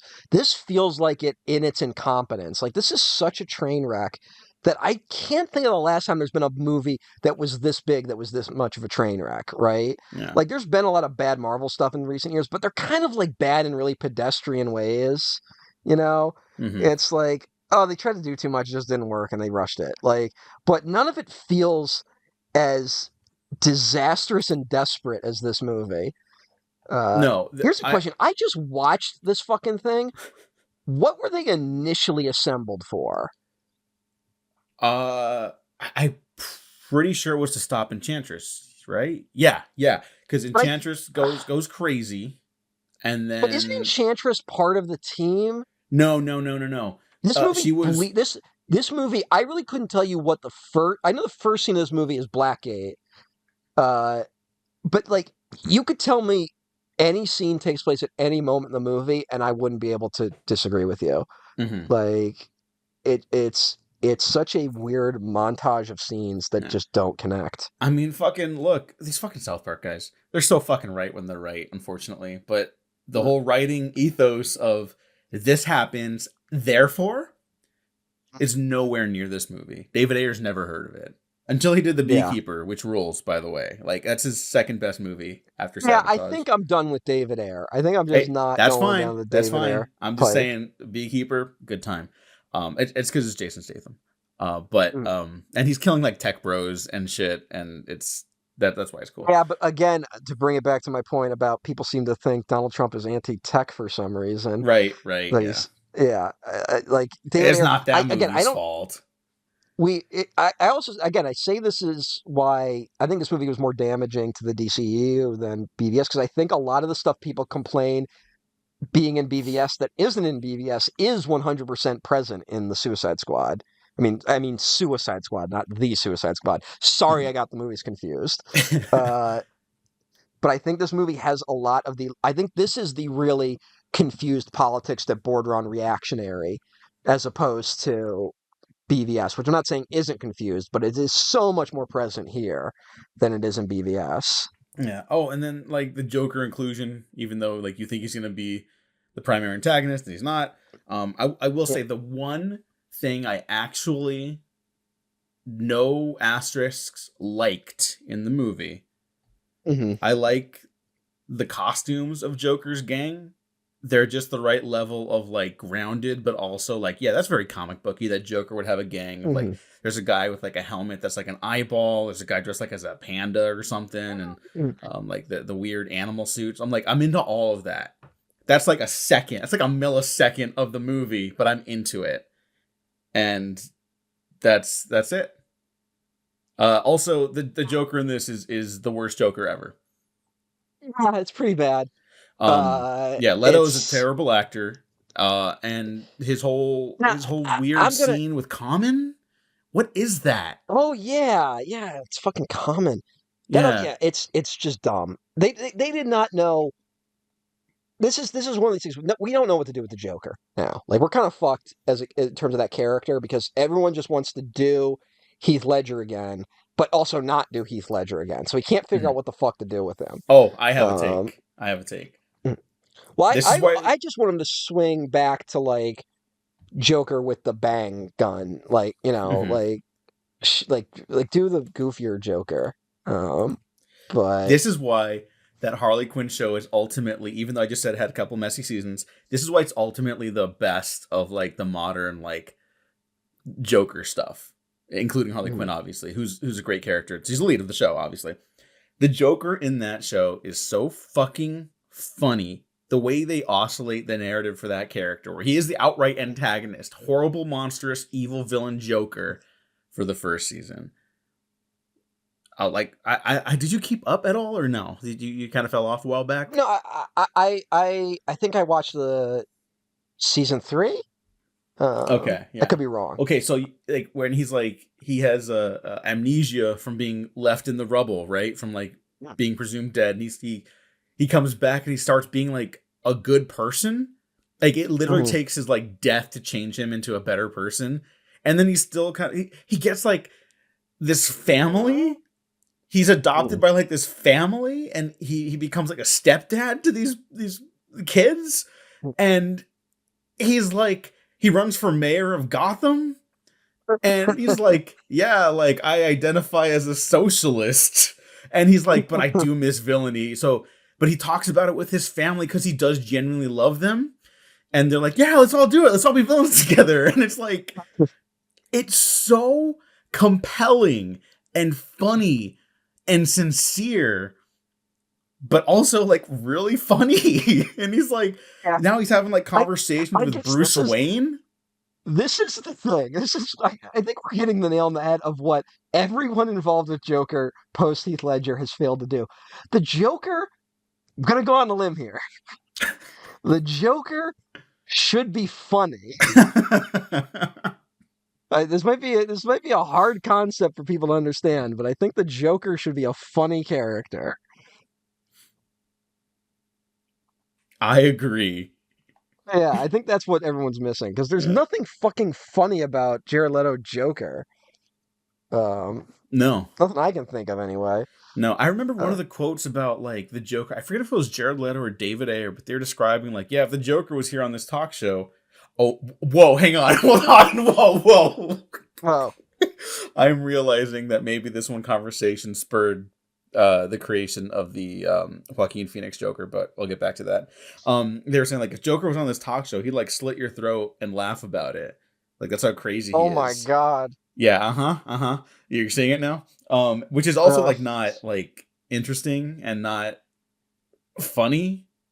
It's just Yeah, like, yeah, that's like what an edgy 12-year-old would think if they were told to yeah. write something violent and quote unquote mature. You hmm know? Like that's not a real I thought that was had. That's hmm just like words. Um anyways, remember that scene in the I 2019 think Joker film when he kills Robert De Niro at a talk show? oh my God, the most subversive movie moment of the last 10 years, according to Quentin Tarantino. Whatever. He made Once Upon a Time in Hollywood. He just needs to stop talking and just make more Yeah, movies. he's a guy. He's a guy. Anyway, uh, I always this not to be like I always feel like I'm being a little precious when I bring up like stuff I liked from my childhood.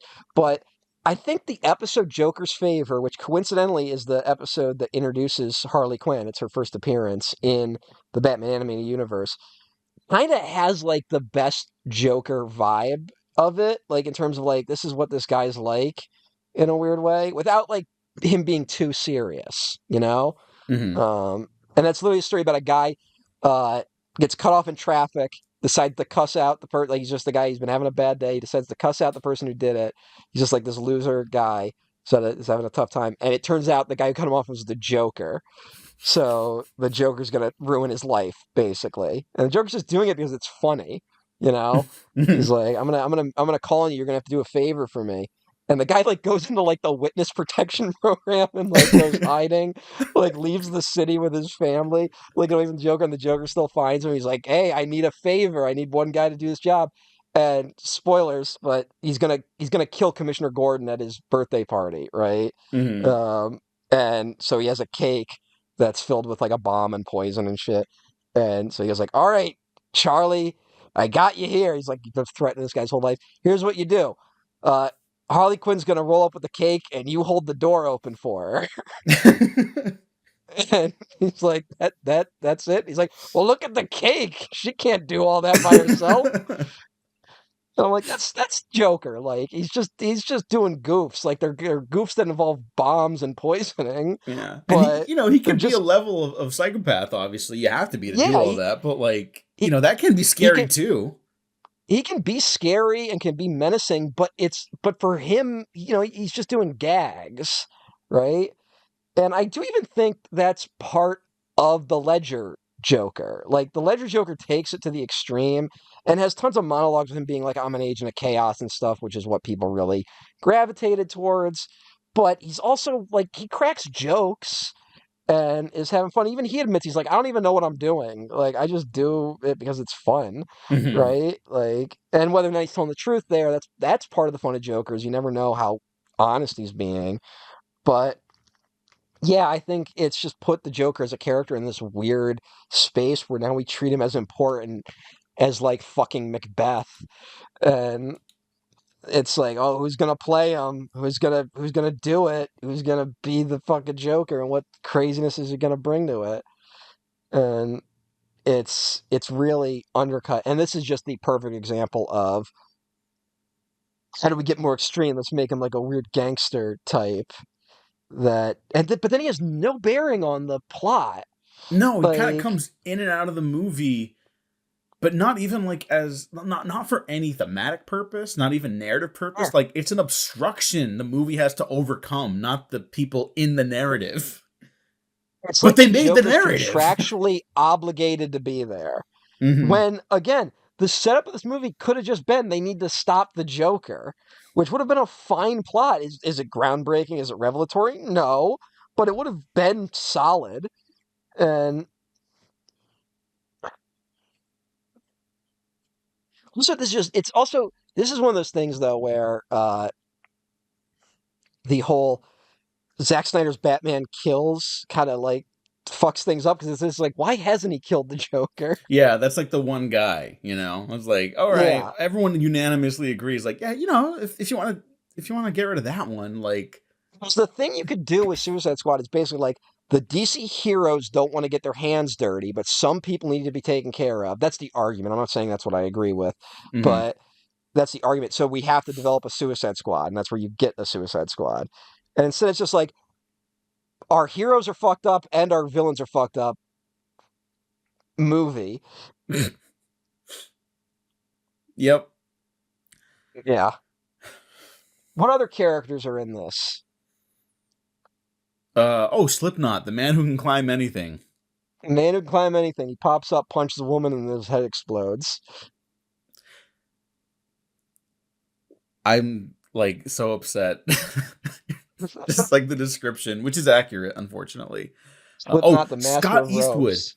Scott Eastwood. Yep. Do you remember the conversations about like, oh, who could Scott Eastwood be playing in Suicide Squad? Is that going to I be do an not under? remember that. Oh, okay, there was like, because I was so fucking entrenched in these nerd circles a decade ago. People were like, oh my god, is that going to? Because Batman's established, they killed Jason Todd already. Is that going to be an undercover Dick Grayson? Because I think the Grayson Spy comic had just like started coming out too, so people were like trying to connect dots.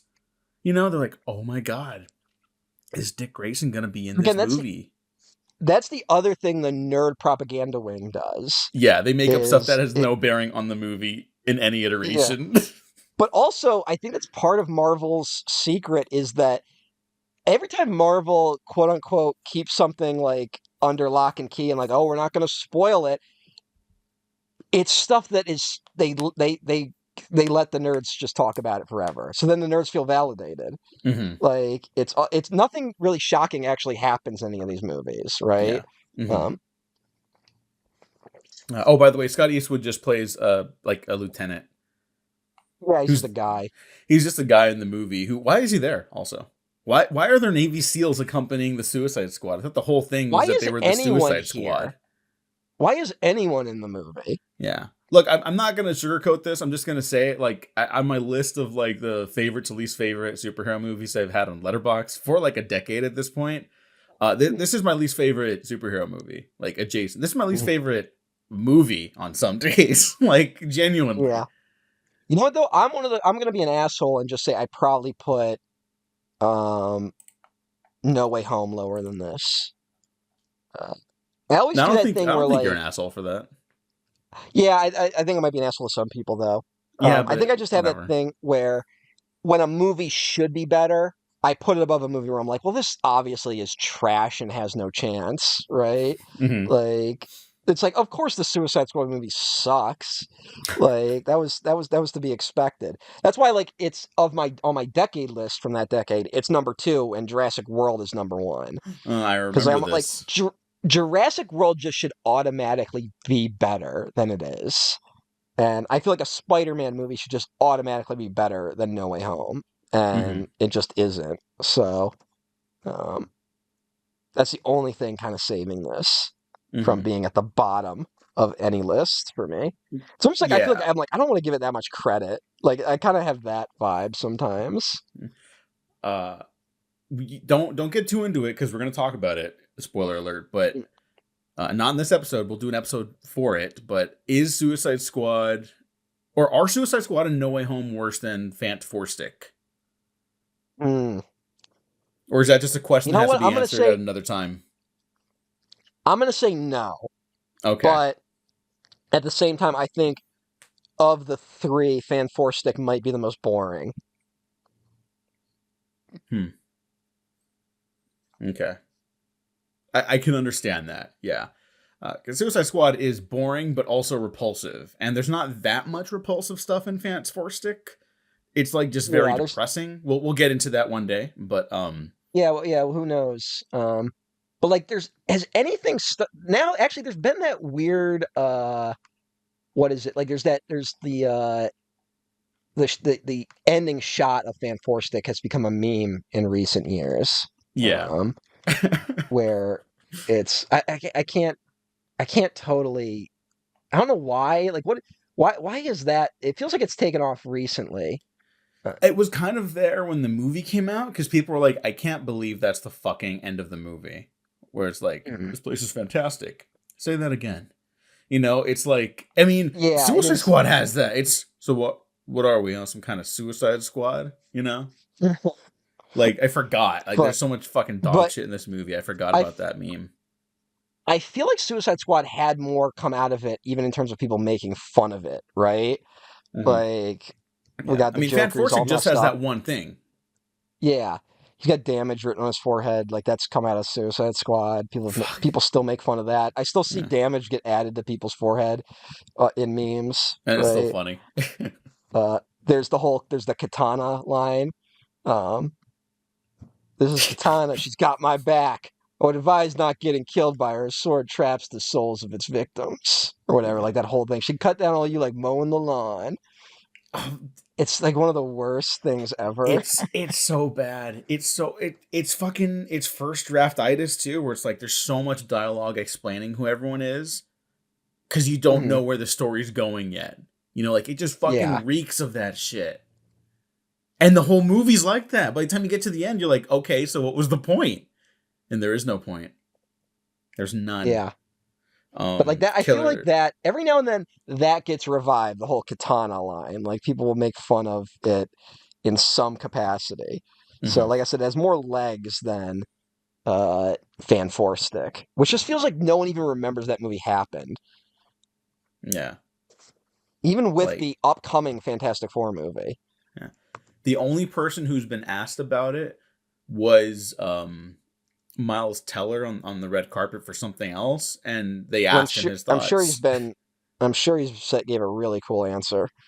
I will say this: he was very respectful. He's like, "Look, no one wants to be attached to a bomb, but like I saw the trailer and it looks fantastic, and I Good wish him the job. best." Yeah. That's probably the most diplomatic he's been in a long time. Yep. Yep. Yep. I think Guess those I think he got some guess pretty good those PR offers are training. drying up. Yeah. I think those offers are drying up a little. Hmm. Well, everyone watched and enjoyed The Gorge except for me, so maybe those offers are back on the table. What about The Offer? The worst show in human history, the Four Stick of television shows. No, remember they had to negotiate with the mob to get The Godfather made? Francis Ford Coppola was kind of just there. He didn't really do anything. Yeah, that's what happened. That's what the show That's how said. That's how The Godfather got made. Yeah, because at the end of the day, what do directors really contribute? Yeah.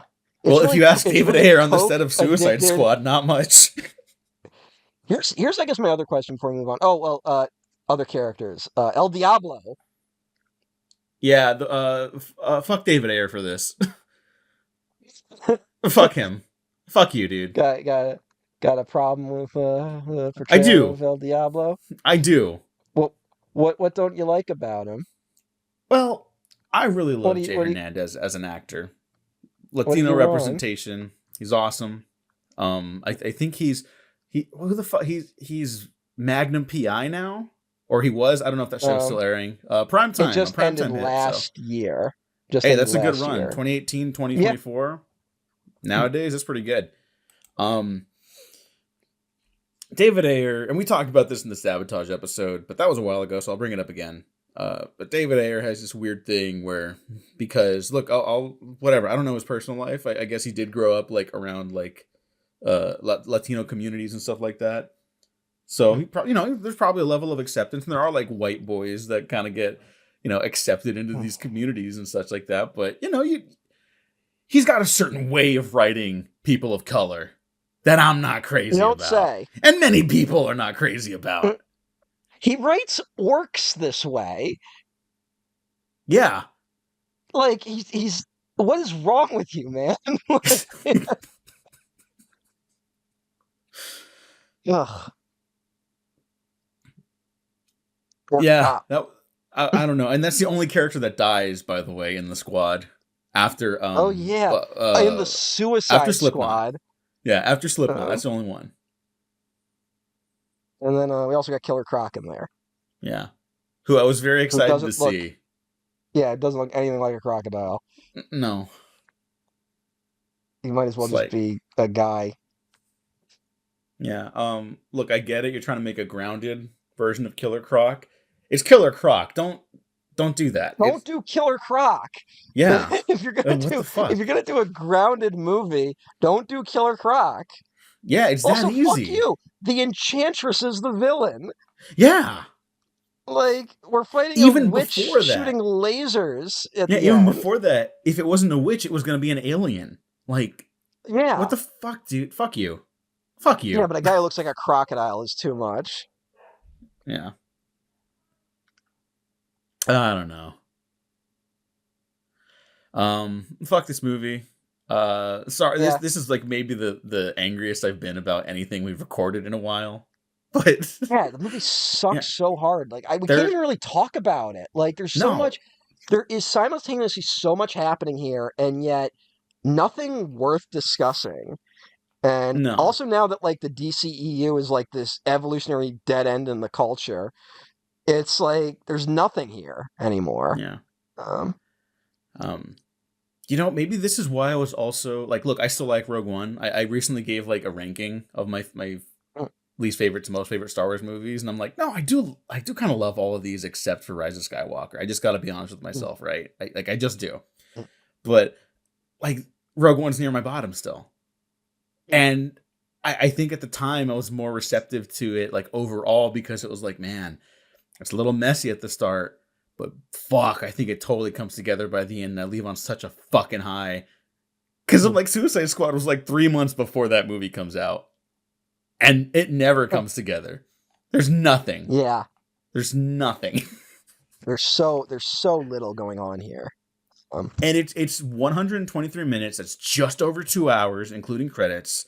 It feels longer. It feels like forever. It feels longer than Endgame. Like, it's all first act. It's an entire first act. And I think that was the other fear, like the weird sort of like fear you were having as a movie fan or a nerd fan, where it's like, are all movies just going to start feeling like this now? Are they all just going to be set up with no payoff? Because it really felt like we were cresting there. Mm-hmm. because BVS definitely has more of an arc to it, but it still had a lot of stuff where it's like it still had a lot of table setting for future films, you know? Yep. And that's the worst stuff in BVS. And then this movie Yeah. is nothing but set up. And yeah, it is wow. I still can't get over how bad this movie is in Yeah. retrospect. Like No, there it is really is that no bad. there is no reevaluation for this thing ever coming. Um, No. I mean, one of the most embarrassing Academy Award wins is this movie for like hair and makeup. yeah. I mean, if you're gonna give it to someone, I guess. No, they were up against Star Trek Beyond. And no one saw Star Trek Beyond except us, basically. But like, Mm. they invented 50 new alien species designs in that movie. Yeah, but also at Like, the they same look time, I'm like fucking hair and makeup incredible. though. I'm also just like sometimes you can just do good hair and makeup. It doesn't have to be fantastical. Like Yeah, whatever. Uh, yeah. No, that I agree with as well. It's always like, it's usually the most movie that wins awards. You know what I mean? Yeah, Like yeah. the most acting, the most directing, the most Mhm. cinematography, the most sound. Um, and this movie has the least. It's Yeah, the least movie we've ever talked about, arguably. Like yeah. truly. I'm sure we've talked about worse. I just can't think of them off the top of my head in terms of like their incompleteness. Um, did we ever talk about Jurassic World? You ever do anything related to that? Like I'm sure we haven't. I don't think we've ever found an excuse to do the Jurassic films. No. No, because Maybe none something of worth them doing are when the failures financially. maybe something worth doing when the new Jurassic comes out. Just Oh a yeah, quick yeah. retrospective. Hmm. But yeah, I don't know. It's barely a film. So the franchise is in trouble. Wonder Woman comes out, it's a huge hit. Justice League comes out, it's a disaster. People don't really recognize the disaster it was, I think. And then it does technically make money, but also not really because of the reshoots and the disastrous production, which we've covered and many people have covered, and it's not pleasant, not looking good. Aquaman comes Where's out. Aquaman? Yeah, that was what I was Aquaman gonna saves ask. the world financially for WB, I think. Mm, Like, not to be a yeah. money talker, but Well, like, I think this is but very important for this movie, The Suicide Squad, too. but I also think that Aquaman had the similar effect of Suicide Squad, which I like Aquaman significantly more than Suicide Squad. But it was one where like it became the highest grossing DCEU film, so Hmm. they were like obligated to make another one, and then the second one is like a disaster, basically. You know Um, what? I mean, we could talk narratively someday about that movie. That's its own conversation. But yep, financially, it did okay. it I did just don't think it okay, broke but it was even. still. I don't think it was worth it in though, like in terms of what was going on at the time, right? Like No. It's still one of the more profitable WB movies they've made, though, in the last 5 years, which is hilarious. I'm looking at like only made 439 million. Um, I don't think Black Aquaman 2, I'm Adam made talking. much more.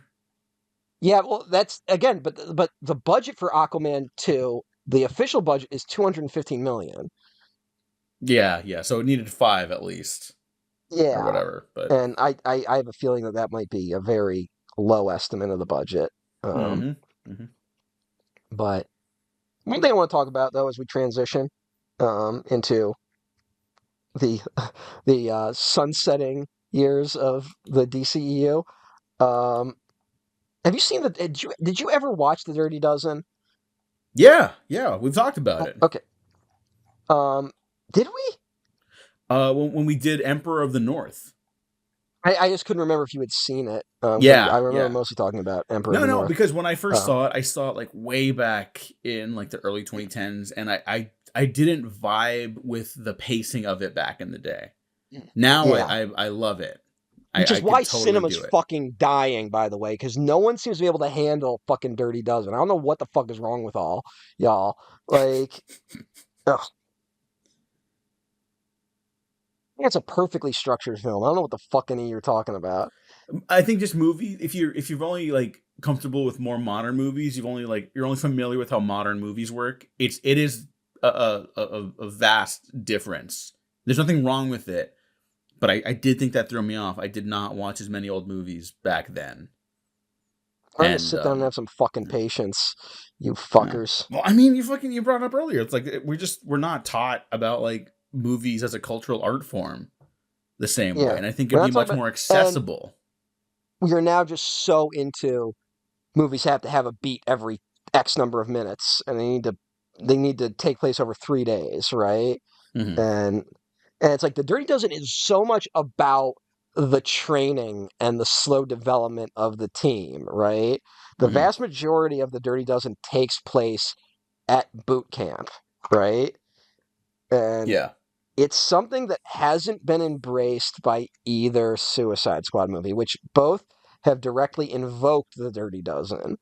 So I'm just baffled by, I'm just so frustrated because I love the Dirty Dozen. I love Robert Aldrich. Hmm. And uh, to me, it's such a perfect, like, just do the Dirty Dozen. It's a little over 2 hours. You don't even need to make it that long. I'll admit there's probably stuff you could cut. Maybe don't do a dozen characters. But why aren't we seeing these people in boot camp? It feels like where the majority of this movie should go, in my opinion. And I'm talking more about Suicide Squad, frankly, because the Suicide Squad has a more modern structure and is more successful with that modern structure, right? Hmm. Um, I just don't understand we want to do the Dirty Dozen, but not really. I want to give these big budget productions some credit. Yes, even David Ayer Suicide Squad, because whatever, fuck him. He had an uphill battle that he was always destined to lose there. Anyone would have, right? That's fair to say. The people running these studios don't want movies that have patience anymore. Frankly, it's a miracle that Sinners is as good as it is and like has that kind of old school structure where it's like the first hour of the movie is people getting ready to party. That's what a lot of fucking people are complaining about. No way. I've not seen any of that, thankfully. I've And seen people complaining. okay, those people don't know what the fuck they're talking about. But Hmm. yeah, like it's a miracle that movie works that way. It was allowed to be made that way. Because I understand why these huge budget productions want like the bang for their buck, the spectacle shit. And to that end, I think James Gunn's The Suicide Squad is structurally the best film he's ever made. Oh no, no, no, No, you no, don't think so? no, no, not No. even close. Okay. No. Well, here, let me just say it is also the least affected I've been by one of his movies. You know the deal. Successfully complete the mission, you get 10 years off your sentence. And I still really like it. Yeah. But this is his weakest, I think. Mm-hmm. Now, what do you think it is then? Best structured film? Yeah.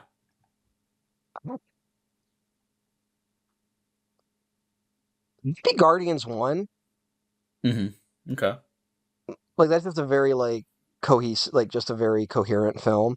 There's very little stuff in it that kind of feels forced and awkward, right?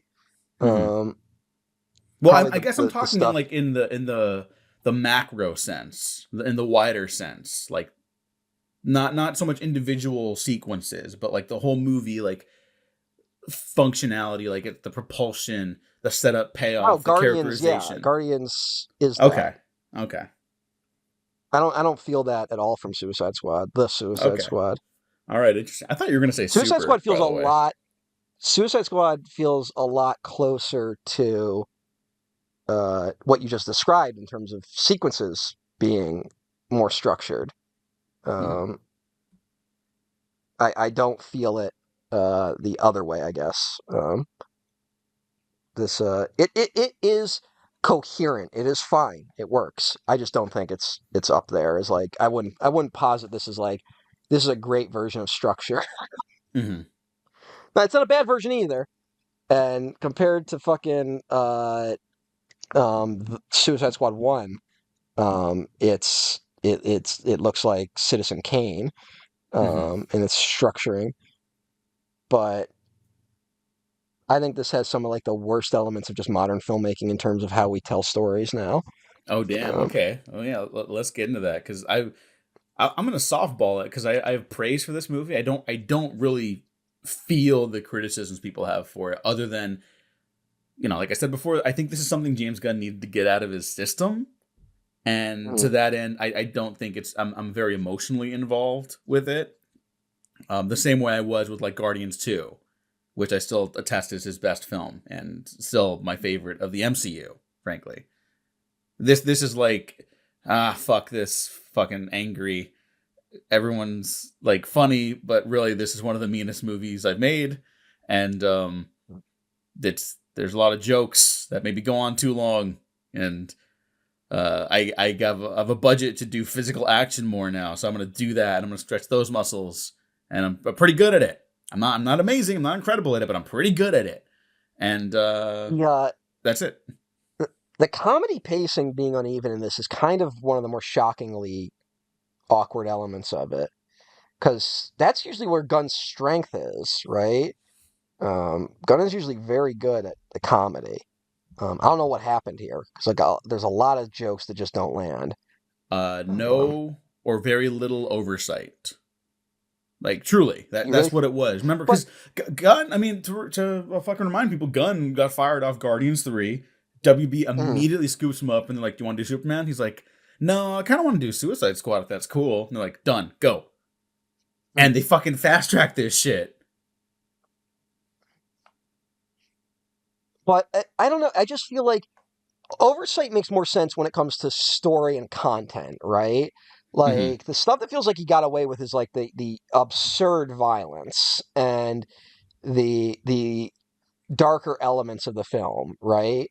Uh, Mm-hmm. and then like the more like ridiculous characters, someone like King Shark, right? Which King Shark feels like a direct response to Killer Croc, where it's just like King Shark looks like a shark. Now King Croc can like talk and form sentences in the comics, but like Yeah. here it's he's just a big goof homunculus. But it feels like a studio would have had a tougher time with that character if if they weren't rushing it, right?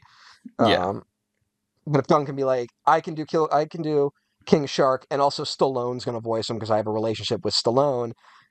I can see them as being like, fine, do it, whatever. And but I just feel like Gunn usually has better comedy instincts, right? Like that just feels like something where oversight is not what contributes to good comedy in his movies. You know, Mm-hmm. um, I don't think that can. I don't think any executive can help with comedy. That comes down to does a director just have the instincts for comedy?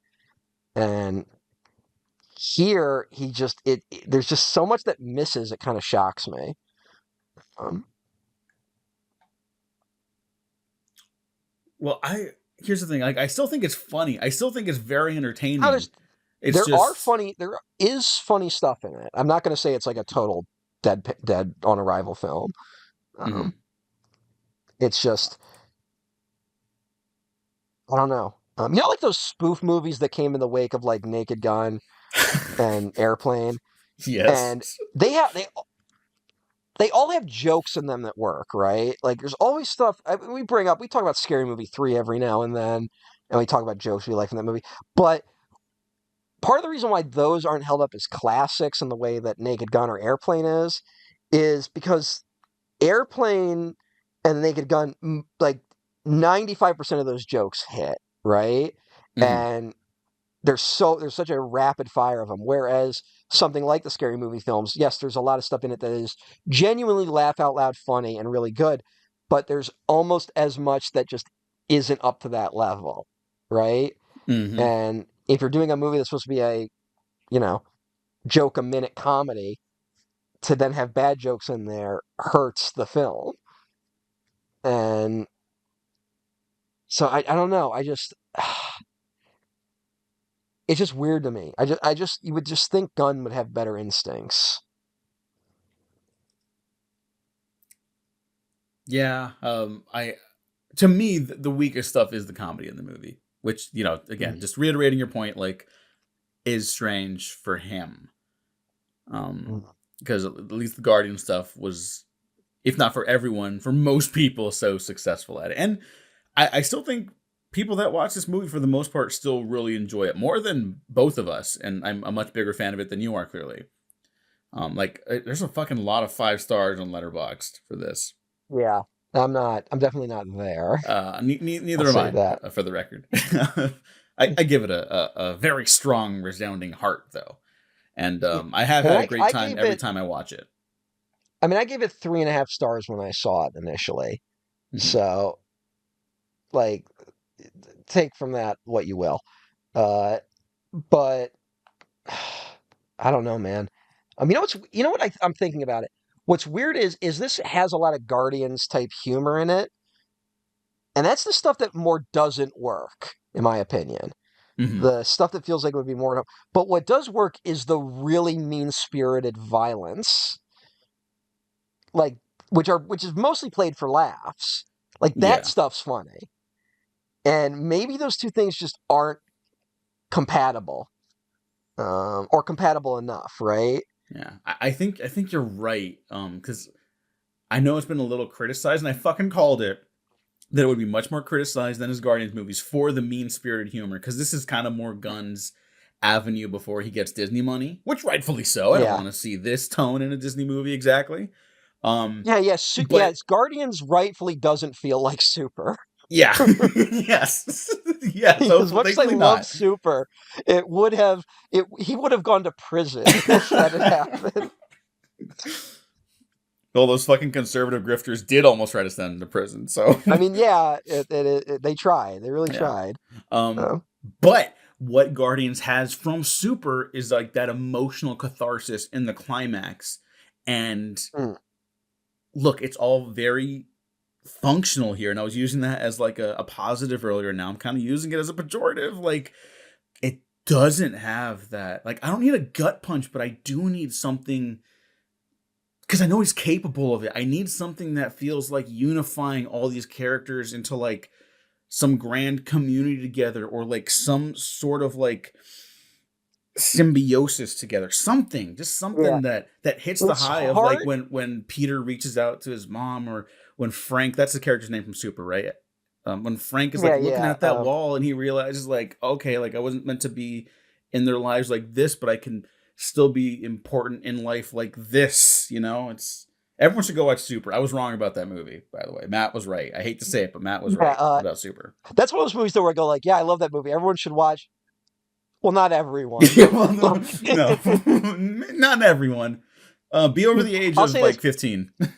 You gotta be over the age of 50. I think I was kind of young when I saw it. Okay, you know what? It comes out like I'm gonna play it safe here. Be over the age of 18 here. And if you don't like really mean humor, I would not recommend it to you. Are you a fan of Takashi Miike? And if you can handle some of the Takashi Miike and also understand why Itchy the Killer is really funny, you'll probably like Super. If you are just horrified by that shit, then you're probably not gonna like Super. But yeah, Super's a hard one to recommend, even though I do love it. That is him doing Taxi Driver meets superheroes way before Joker, though, to much more effective results. It's just wild to be like, he does that and then immediately pivots into like, now he's doing Superman. Like, that's insane. That's an insane arc for a director. But anyway, yeah, I think it's hard to do we're a family of outsiders and weirdos, right? Like, it's hard to do that when so much of the comedy is predicated on them dying.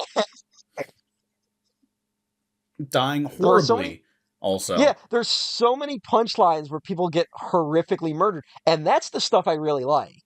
Like, that stuff makes me laugh. Like, I don't know, I'm not sure. Yeah, no, I'm not I mean, like, spoilers for the Suicide Squad, but like, okay, I really like Polka Dot Man. And his death is one of the more brutal. That's a gut punch moment a little bit. How do you respond to that? Because I know how other people responded to it. That is one of the weird ones where, look, the first 5 minutes of this movie, Pete Davidson's face gets shot off. Yeah. And That's in that opening. I'll give this movie this. That opening, I am fucking here for this. Like, that is one of the best openings of any movie ever. I'm like, fuck yeah, this is hysterical. This is gonna be great. And then it just kind of it never reaches that level again. But then you get to Polka Dot Man dying, and I'm kind of like, that was weird. I wasn't even upset by it. Okay, because I know a lot of people were like upset. They wanted Polka Dot Man to be like happy, and his death is a punchline basically. And then it does transition back into like, oh, they're gonna lose. Now it's a little sad. That tonal shift, I think that's the thing. His tonal shifts in this, they're too jarring. He doesn't stick the landings on them. That's what he's not very good at, I guess, is the sort of shift. Like it is a Suicide Squad does feel like him trying to marry his older sensibilities with what he has developed being at Marvel, right? Mm-hmm.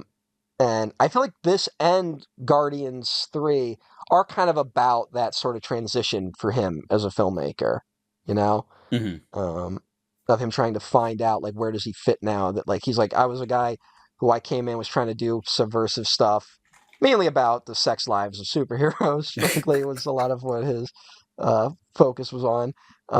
And now I've made movies that make $700 million plus dollars, but also I was like kicked out of my home, essentially, and also I feel a little guilty about platforming Chris Pratt in the way I have.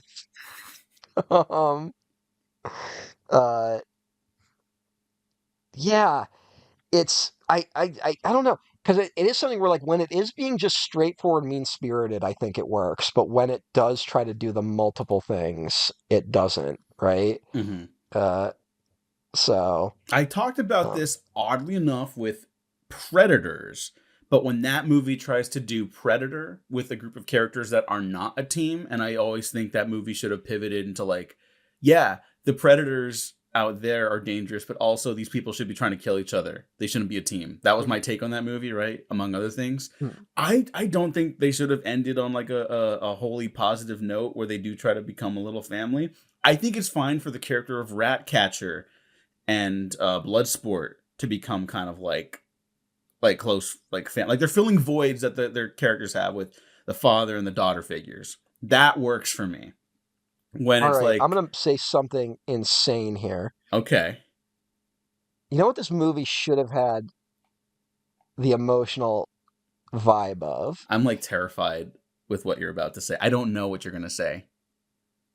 David Lean's brief encounter. Yeah, I could never have predicted that. What the fuck are you talking about?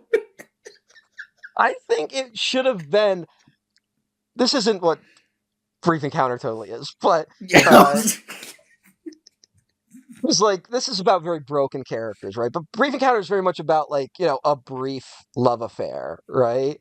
Of a one, like, something I think a lot of us have had, where we've had a relationship that was fulfilling, but ultimately was going to be finite, right? That there was a end date on it. I mean, Call Me by Your Name has a similar thing, you know, of just that this is a relationship that it's a summer relationship. It doesn't carry beyond that, you know. And maybe it shouldn't. Maybe, and that you one know, specifically for a couple reasons. well, look, I'm not going to fucking do that discourse. Everyone go fuck themselves. No, I'm just saying because of the actor. Well, there's that, but it's not like he's a fucking cannibal in the film. But anyway, fucked up my whole point. No. I think you're absolutely correct, and I didn't expect you to be there. Yeah, I'm just saying that this feels like something where these are broken people, that this should have been something where, like, they get together, they feel like it should be a job, but they do make connections, but at the end of it, they understand that these are not sustainable connections, that these are things that will mean something to them going forward in life, but they are not someone who stays together once it's over. Yeah, instead of getting on that one helicopter together at the end, you're saying like, okay, King Shark Nanaue should go back into the ocean. Ratcatcher should go somewhere. Bloodsport goes another place, and the Harley Quinn goes somewhere else, right? Like they have their moment. They'll kind of see each other, and they're like, "All right, see you around." Yeah, like Harley Quinn was like, I can't not be a criminal to some degree. Like that's kind of where Birds of Prey ends, right? Like where they have a team, it's like good, and then Harley Quinn's like, yeah, but I'm still a criminal. I'm gonna rob people, Yeah, and then fucks off.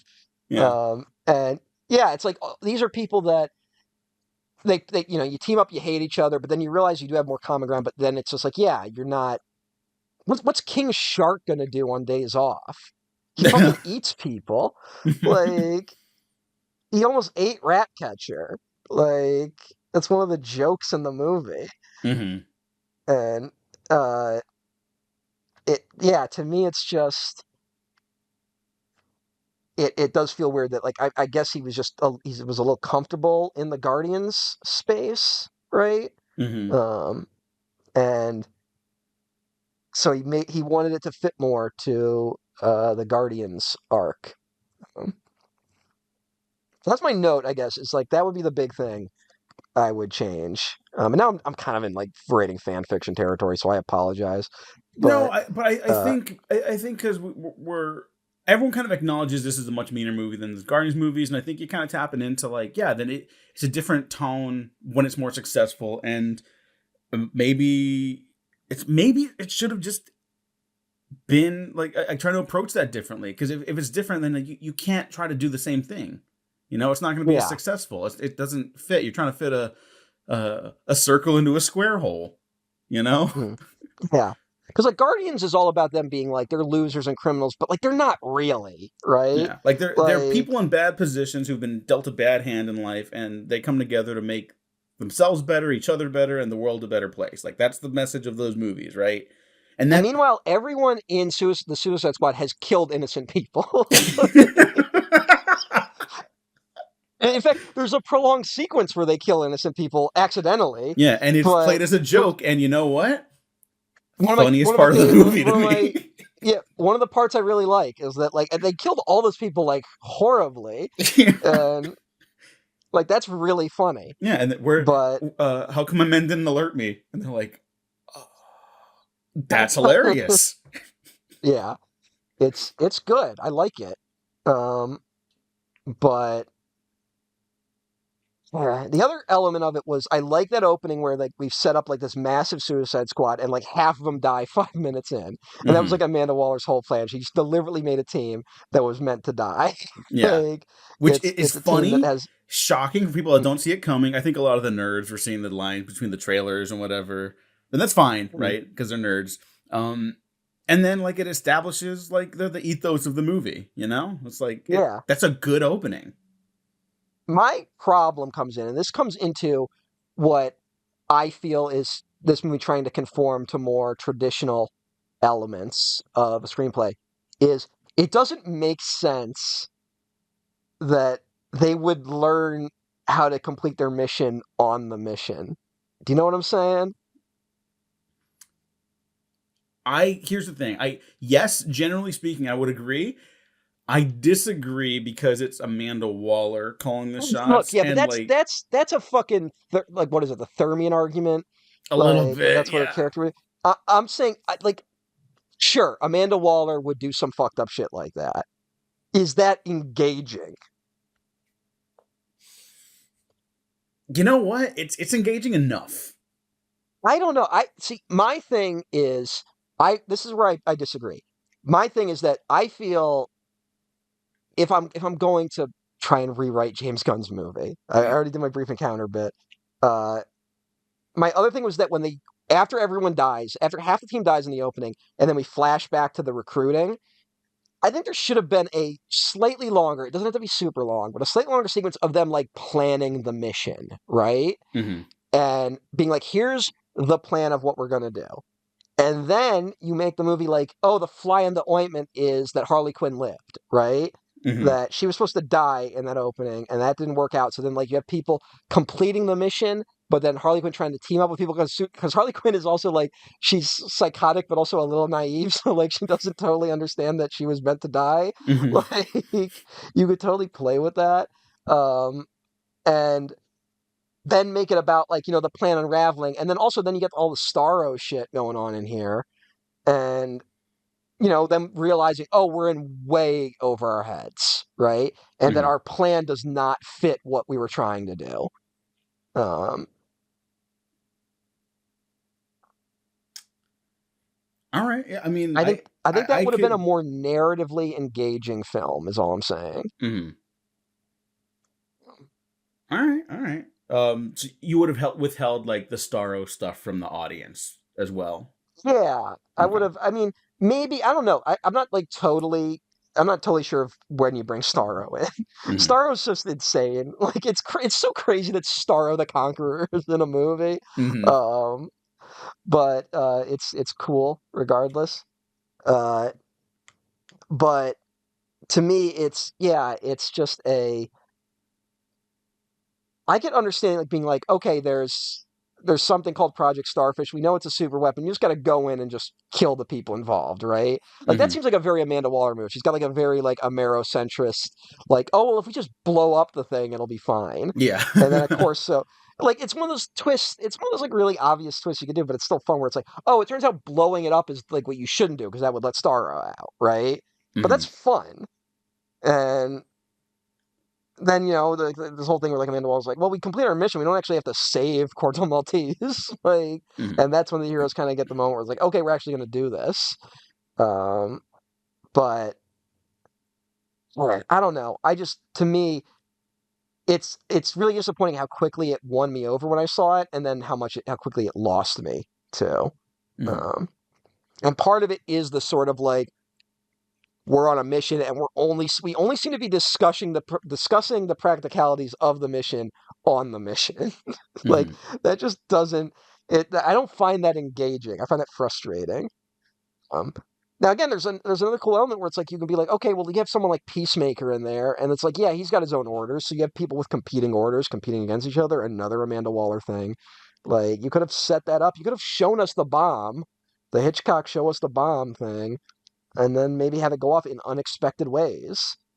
And instead, I feel like there is more successful setup and payoff on here, but because we're on a constantly moving conveyor belt, it doesn't land as well. Um,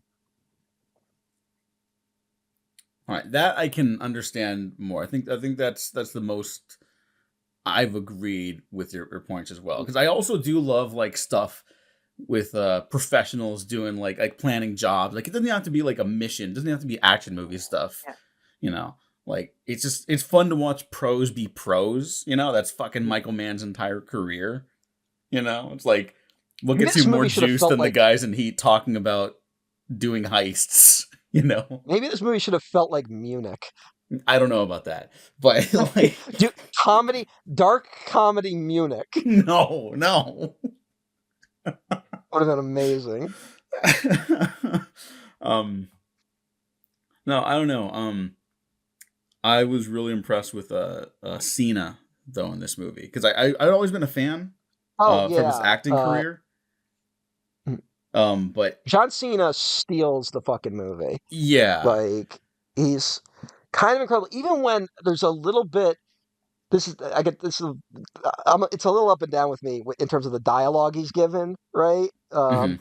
But there is a sort of like commitment to the dialogue that even when I don't think the dialogue necessarily lands, he lands, right? Hmm. Uh, which I just find so fascinating, and I guess that explains why he's a pro wrestler, right? Because Yeah. so much of pro wrestling, like smack talk and shit, is a lot of corny shit that doesn't land 90% of the times, but when you do land it, it's fucking awesome. So, also, just a heads up, anyone who heard me saying anything positive about Triple H in an upcoming episode, I did try to nest that in. There's a lot of stuff going on with Triple H. I maybe should have made more comments as to that fact in the episode. So just know that yes, I know Triple H is a very, let's charitably say, complicated man. who likely knows more than he's alluded to. Anyway, my cat is now yelling next to the microphone. He's trying to save me from bringing up Triple H. But yeah, I remember what they had pre-announced that like, oh, James Gunn's gonna do a Peacemaker spinoff from the Suicide Squad. So here's my range of emotions watching John Cena in the Suicide Squad. Oh wow, this guy's really funny. I forgot what a good actor he is. Wow, he's a real piece of shit. I don't know if I want to watch a spinoff with him. Oh my god, he's a real piece of shit in this movie. I don't know if I want to watch a spinoff about this guy.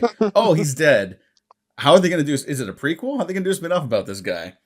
Oh, there's probably post-credit scene. I'll stick around for that. Oh, they kind of copped out of one of my favorite moments in the movie. Yeah. So, it was a lot.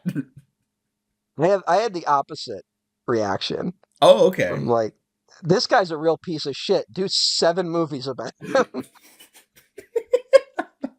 Well, I mean, it makes sense that he's in like a Suicide Squad type movie. You know, like that's kind of the tone of a character I want. Just a repugnant, vile, disgusting person. You know? Yeah. But engaging in a way that the previous characters weren't in the previous film. Yeah, and also thinks he's like the greatest. Mm-hmm. Like, he's like, I'm a piece of shit, but also like, I'm the best person on the team. Mm-hmm. And I think it also helps that like he also knows that he's a piece of shit, like you're saying, but he's also genuinely like, fuck, I don't want to do this, but it's the right thing to do. And it's like, no, it's not, dude. Yeah. But like that internal struggle is interesting to watch. It is the person being like, you know, he's very representative of, I think, the complicated, why Americans are all insane, because we all have such a complicated relationship with like the military, right? Mm-hmm. Where we're like, yes, thank you for your service. Also, almost every war you've gone on in the last 20 years has been on a lie. Mm-hmm. We can't, in our psyche, we can't marry those thoughts, you know? Mm-hmm. We can't admit we're pro-troops, but also all our wars are like objectively wrong and evil. And also, we're the bad guys. It's senseless, and also we're bad at it. Like, we're not even winning. We just lost like our 3rd F-18 or whatever the fuck. And it's so ridiculous. This is something no one talks about because this country's insane. We do like war games all the time, right? To strategic war games where it's like, here's what would happen if we went to war with like North Korea or Iran or something like that, right? Mm-hmm. You know, we don't do very well in our war games, and then everyone's like, yeah, but we got to do something. It's like we really don't, and we really shouldn't. I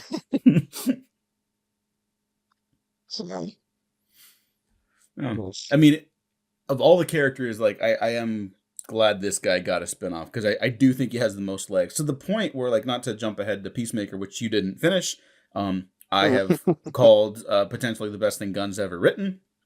Yeah, like, I'm probably not going to be saying that. Okay. To the point where when they announced like he's not only doing Superman, but he's going to take over the DC franchise, I was like, that's great, good for him. I kind of just wanted more Peacemaker. Like, I kind of just wanted him to do Peacemaker for like 5 to 8 years.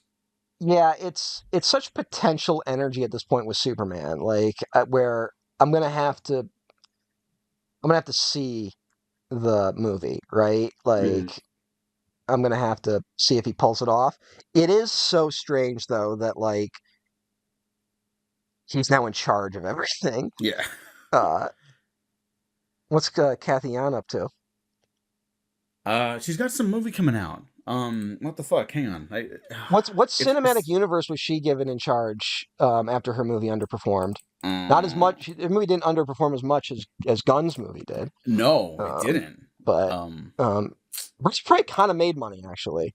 The fucking stupid break-even bullshit. Like, technically, no, but like in human world matters, it did. Yeah. Yeah. Kathy Young has a movie coming out this year called The Gallerists. Let's all support it. Yes, we should, because she's a great director. Yeah. But you know, I'm just saying. No. I agree. And box office pundit Scott Mendelson has been very vocal about that, and he has been correct to do so. basically since the Suicide Squad came out and like bombed financially. And look, 2021 movies aren't making money on a regular basis yet again, especially big ones. But it's still that's a sign that it wasn't going to make money regardless. Like maybe it could have broken even in a perfect 2021 world, but like there was no chance. Also, people don't talk about this. It's a sequel to a Will Smith movie, whatever. Suicide Squad brand, DC franchise, whatever. It's a Will Smith movie without Will Smith. We just saw that happen with Independence Day 2 with the Suicide Squad originally in 2016. There's no way this movie was making money. This could be James Gunn's best movie, and it wouldn't have made money. Yeah. The quality doesn't matter. Like this is really a Suicide Squad fool me once. Like no one was going to show up to this. It was just Suicide Squad was bad. And then when this movie released, it was in a completely different environment. And by this point, the DCEU was essentially dead. Like it wasn't coming back, right? Like I do think this was the first attempt, maybe not to Gunn's knowledge, but I bet for Warner Brothers, let's revitalize it with one of the Marvel guys. And then okay, this is his one for us. What do you want to do next? Do you want to be in charge of the next iteration of this because people seem to like this? You know? And that was it is wild though that Suicide Squad, the first one, is them trying to do Guardians, and then it's like, let's just get the Guardians guy to do the next one. Yeah. So that's the fucking short-sightedness of these people. Now, again, I think kind of like worked, the director of 4 Hunger Games movies doing The Long Walk. Oh, get it? That trailer just dropped today. Okay, I haven't seen it. I also forgot Francis Lawrence was doing it. That's a little silly. Yeah, it's a little bad. It's kind of bad to put from the director of Hunger Games in a movie that feels like A24 Hunger Games, if I'm being really cynical about how I think the general public will respond to the movie. The trailer, anyway. I didn't know Mark Hamill was the Major in it, so that's kind of interesting. I didn't either. You were the first person who told me that. Wow. Yeah, okay. He looks like he's enjoying playing a piece of shit. So, good for him. Yeah. He's good with like character actor roles lately. Someone's got to give him they got to keep giving him fucked up shit. Yeah. That's one of those things. I feel like to like win fans back to Star Wars, you should just keep hiring Mark Hamill to play like weird aliens. Like, just have him if do he the voiced voice like a Jabba the Hutt type like criminal warlord, like not a Hutt, but you know what I mean, like a disgusting animal man, like that would be awesome. Yeah, like he's that one guy in Rise of Skywalker, where his head gets cut off. Yeah, it's like win the war, which is a pretty cool line. Yeah. But like he's just good. He's a good actor in terms of like really fun character actor performances. So someone tap into that, please. Oh, him and James Gunn found out they lived close to each other, and then they met up at one point. I think it was pre-Guardians 2. And I think the talk was like, ooh, did he pitch Ego to him? And I don't think that was ever the case. But I'm like, yeah, no, because that would have been weird. That's interesting, but it would have been weird. Yeah, I mean, that would have been like the Last Airbender thing where it's like you get Luke Skywalker to play the no, I am your father guy. Yeah. But it makes much more sense to get Kurt Russell because Chris Pratt is such a doing Kurt Russell's thing, but making $700 million instead. Yeah. No. That worked out perfectly. But like now I'm like, God, fucking Gunn could fucking write some crazy shit for Mark Hamill, and Mark Hamill would fucking kill it. Yeah. You just need to give him something where he can fucking chew the scenery. Just let him go fucking hog wild. And he doesn't even have to be like over the top. He's very like subdued in the House Usher, Fall of the House Usher. Yeah, I finally saw that. He's so good in it. He's so good. As just the family fixer, but he's still doing a character actor performance. Like he's fucking Arthur Gordon Pym, right? From Poe's only novel. That's so cool. I kind of loved Fall of the House Usher. I did too. My favorite Flanagan will always be Midnight Mass, but like, goddamn. Yeah, Midnight Mass, it kind of kills it. But yeah, Fall of the House Usher is just like, what is that? Glump Shitto. It's like Glump Shitto, but Club it's all Shido. Edgar Allan Poe. It's all Edgar Allan Poe references. So, Yeah, I had a blast with that. I don't know how well that was received, but I'm so in the bag for Flanagan at this point. yeah, same. Like I've been up and down on him, but like I'm much more in his pocket now Yeah. than Okay, you know than who's I actually was. really fun in this movie? Hmm. Is Joel Kinnaman. I think he's really good in it. Yeah, and it's funny considering how much he isn't in Suicide Squad in the first Yeah. one. Uh, well, I mean, I would say similar with Margot Robbie. Margot Robbie just kind of was still popped in Suicide Squad just because it's Margot Robbie, Hmm. but there is a sort of I would say she's better in Birds of Prey, but she's still very good here.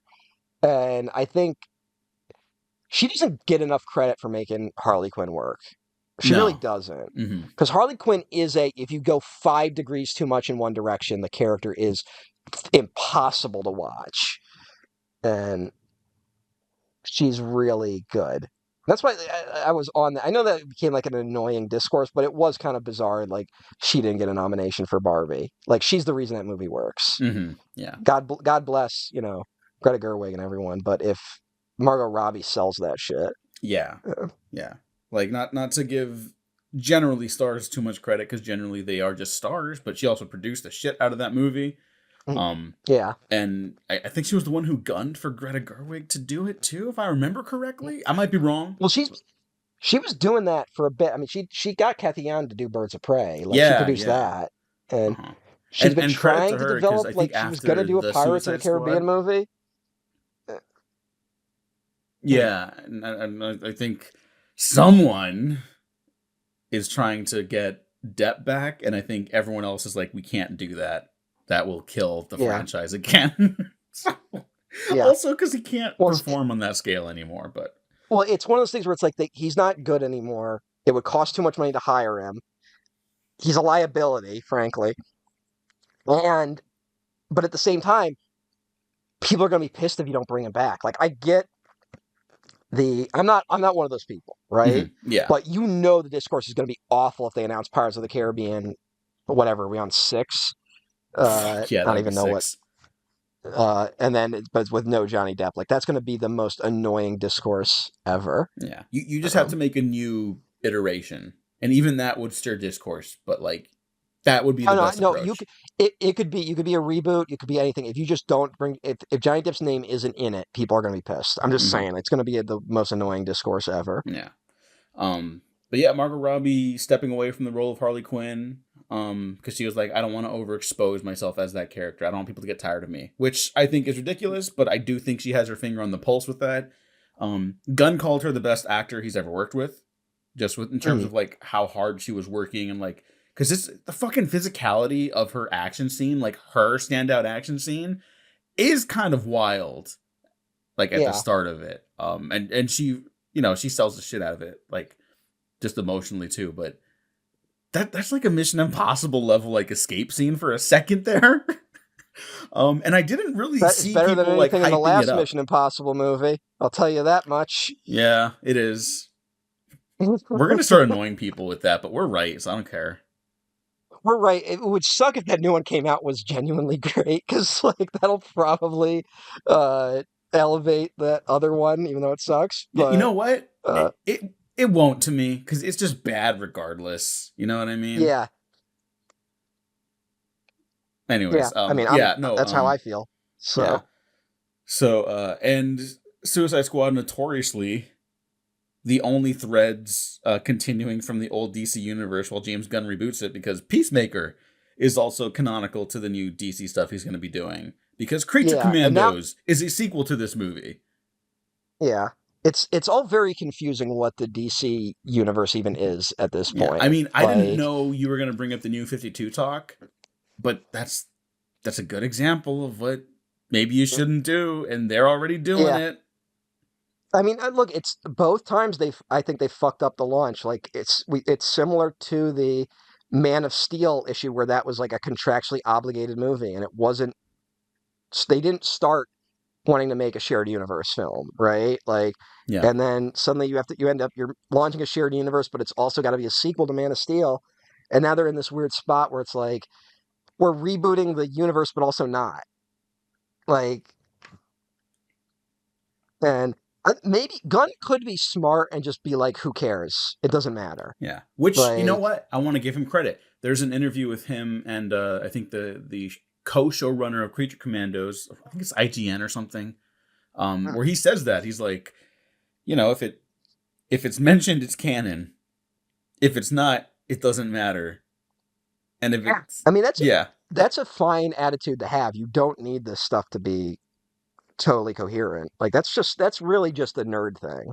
Yeah. Like if you sell like Superman, new movie, standalone, even if it's not, like people will go to see it, and then if it's good, people will respond to that. Like that's just the way it'll work.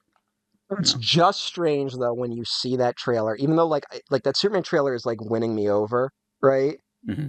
But it's like Hawk Girl is in it, and Guy Gardner, and you know, I mean, you just end up going like, yeah, and fucking Mr. Terrific. Yeah. And I don't know, you end up, to me anyway, I end up feeling like, what are we doing here? No, I agree. And I like all those characters and all those actors and that trailer. But, you know, at the end of the day, I'm like, yeah, I just want a good Superman movie. Like, it seems like they're at least more trying to just do like, it's Superman, right? Like they don't seem to be pushing, they're not even pushing Lex Luthor that much, right? mm-hmm. They're just like, it's Superman. Superman's in the movie. And that makes more sense. Will that be enough to get people to show up and see the movie? I have no fucking idea. Yeah.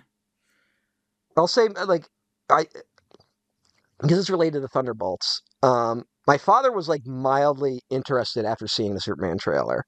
Like that was like the first time he'd really seen it. So I don't know if it's something where like if the more people who get exposed to the trailer might be more engaged, but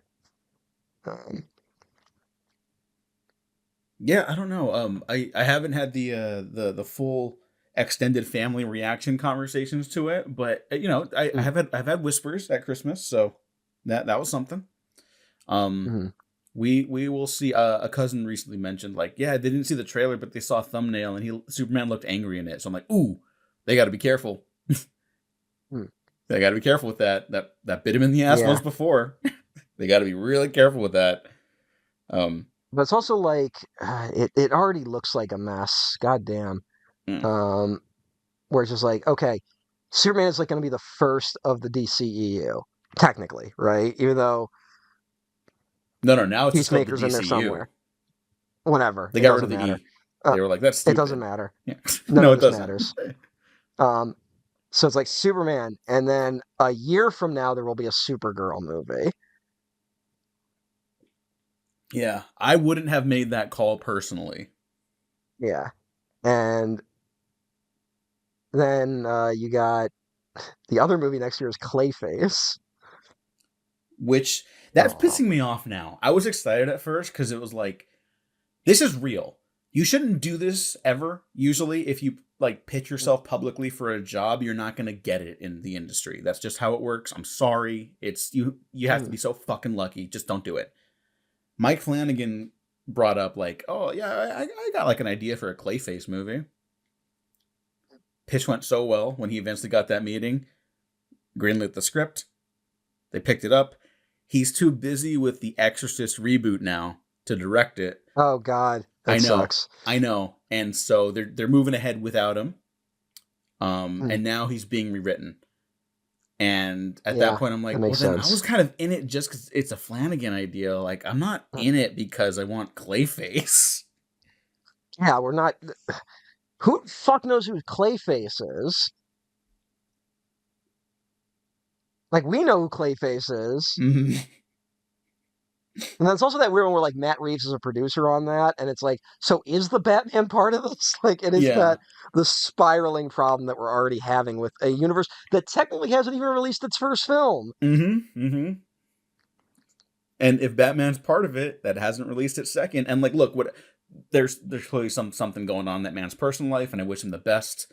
Matt Reeves, that is, and so I'm not here demanding Oh, really? Batman Part 2 already. I was not aware of that. Oh, okay. It's nothing like Insidious. It's just like, okay, like man's going through it, and they're giving him time to work it out. And look, sorry, isn't that what we want for our artists, to have time and space? Well, I will say this. That's the only upside to this, is that James Gunn is in charge, and it's not like I'm looking and he's like, Superman, and then 3 months later Batman, and then 3 months later Wonder Woman, and like it's not like he got in there and was like, we're doing 17 movies immediately, right? Yeah, I do kind of like that. As of right now, there's 1 movie this year and 2 movies next year. Like, the 2 movies for next year, little odd choices, but I do like that it's sort of like, no, we're going to let these things gestate a little bit. Now, I think a lot of how much leeway he'll be given on that will be predicated on the success of Superman. yeah. Which, this is important to bring up Sinners again, and fucking Minecraft, which we haven't talked about, and I don't think we're interested in watching personally. Because those people's, Mike and Pam, those producers on Superman, initially people were saying like Superman is the most important movie for Warner Brothers this year. That doesn't hit $1 billion. Warner Brothers is fucked. Those two are out. Since those reports started at the beginning of this year, late last year, 2024, Minecraft is a phenomenon worldwide. Sinners is breaking all box office records domestically. Internationally, not too hot, but like it doesn't matter because it's so successful here in America already. A success that doesn't happen domestically, even with international hits. That I think their jobs are basically safe. And now I think Superman doesn't need to make $1 billion to be okay, to be successful. Yeah. Now, sorry for talking so many numbers and shit, but I do think that's important since we're talking about Gunn and his place in the industry at this point. That if the movie doesn't make $1 billion, maybe Superman just doesn't get a sequel and he's still in charge of most things there, right? And I'm kind of with that. Unless his take on Superman is like the best shit I've ever seen, and then I'm like, give me 2 more now, like give me a trilogy, which is possible. It's not impossible. I can't speak to what his quality will be, right? Like, I've mostly liked Gunn stuff. It's only been kind of the Suicide Squad stuff that I haven't liked, right? Like, I just haven't been vibing with him as much lately. And that goes into Peacemaker, frankly. And I don't hate Peacemaker. I'm just not, like, there's a part of me that's like, this already feels a little dated, which I don't feel that way about the Guardians films, right? Like, where the Guardians films are definitely from a different era already. Like, we've has it been, how long has it been since the first Guardians? Has it been 10 years? It's been 11 years. It's been 11 years since the first Guardians. And those, yes, there's a certain element to where it's like, yes, that you can tell this movie was made 11 years ago. But at the same time, it's not like dated in a frustrating way. Whereas Peacemaker feels like if I had watched it maybe when it came out immediately, I would have vibed with it more. But now I'm not feeling it as much. I think part of the reason why I'm responding to Peacemaker so much more than The Suicide Squad is that for as much as I've been rigorously vouching for The Suicide Squad as a pretty good movie, a solid B, like not outstanding, but I don't think any of it is anywhere near the vicinity of bad or lesser quality. Just lesser for Gunn. The characters all kind of talk the same, and the comedy is all a little tired and familiar, unless it's getting very mean. And with I think Suicide Squad has too many characters for that to really let Gunn's strength like soar. And I found that even though there's a lot of crass like juvenile humor in Peacemaker as well, there's few enough characters that the voices they stand out as individuals to me, that made it much more palatable and acceptable. And I like them, and I responded very strongly to those last couple episodes, so it does sort of break my heart a little that you're just like, no, I'm good. Right. And I'm like, no. But yeah, and I guess because I haven't gotten to those, obviously, that's been my issue. But I guess That's why like I'm so like kind of interested in Superman, because Superman's gonna have to force him to not write like Guardians, right? Like it'll have to force him to stretch a little bit. Like I'm saying, I have a feeling that Guy Gardner is going to be the one who sounds like a James Gunn character as we Yeah. know them right now, Or right? as you were mentioning with That Peacemaker, like the potential Chris Pratt stand-in a little bit. yeah. Well, like I said, there's been like Peacemaker does feel like the dark inverse of Star-Lord, like of Mhm. just the emotionally stunted guy, but is in like the violent psychopath side of it, Mhm. and could be reflective of James Gunn's like complicated relationship with nerd media in general.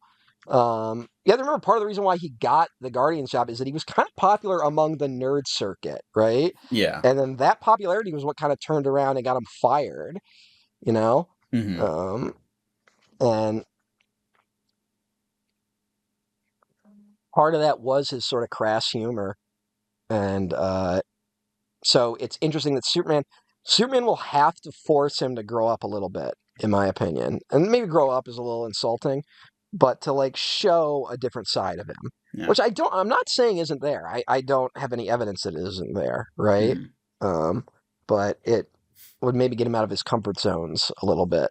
Yeah. Um, I mean, look, my big criticism of Suicide Squad, apart from it not reaching the emotional heights of his better work, um, is just that like it doesn't feel like an evolution of his writing personality. It feels like a step up in his directing, and I think the step up in Guardians oh, 3 that's directing is also there too. Like the action in these two is so much better than like looking yeah. back at the first Guardians, which The is first Guardians has like some pretty flat action. Like there's yeah. some good stuff in it, but it's mostly the stuff that makes it good is the idea of it as opposed to the execution. Yeah, where like even the Peacemaker show, it's like the camera's like fucking in there on these great wide lenses, and people are flipping over each other. It's a little acrobatic, but it's also like punchy and like bloody, and not in a just an over exaggerated way, but like in a way that matters to them in the moment. And it's like, Yeah. But I that's the also good say, I stuff. think I said this to you. Part of what I like about the action in Peacemaker is it feels like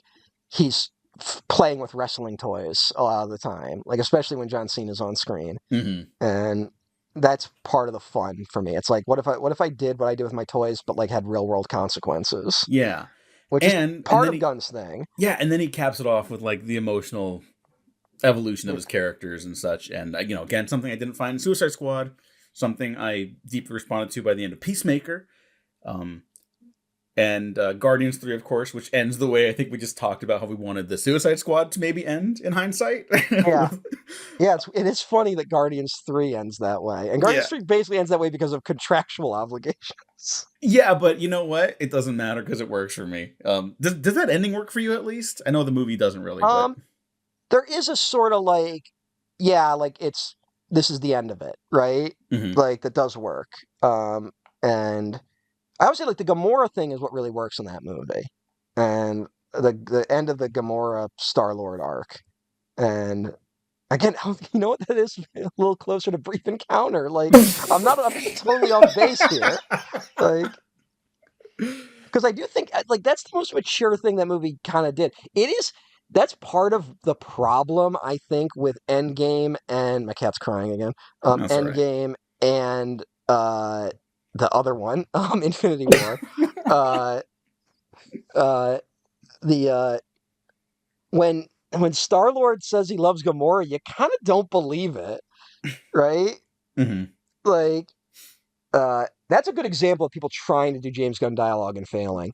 Those two movies. Yeah. But you know what I'm saying? Like, you don't totally buy that they love each other, and I think because of the way those movies shook out, and then James Gunn's weird experience uh, with getting fired and rehired and all that stuff, and then moving on to the DCU, uh, I think he ended up being forced to make a more mature ending because there is support a part of Guardians. Because remember Guardians 2, people were like, why haven't Gamora and Star Lord kissed? Remember that was like a complaint after uh, Yes.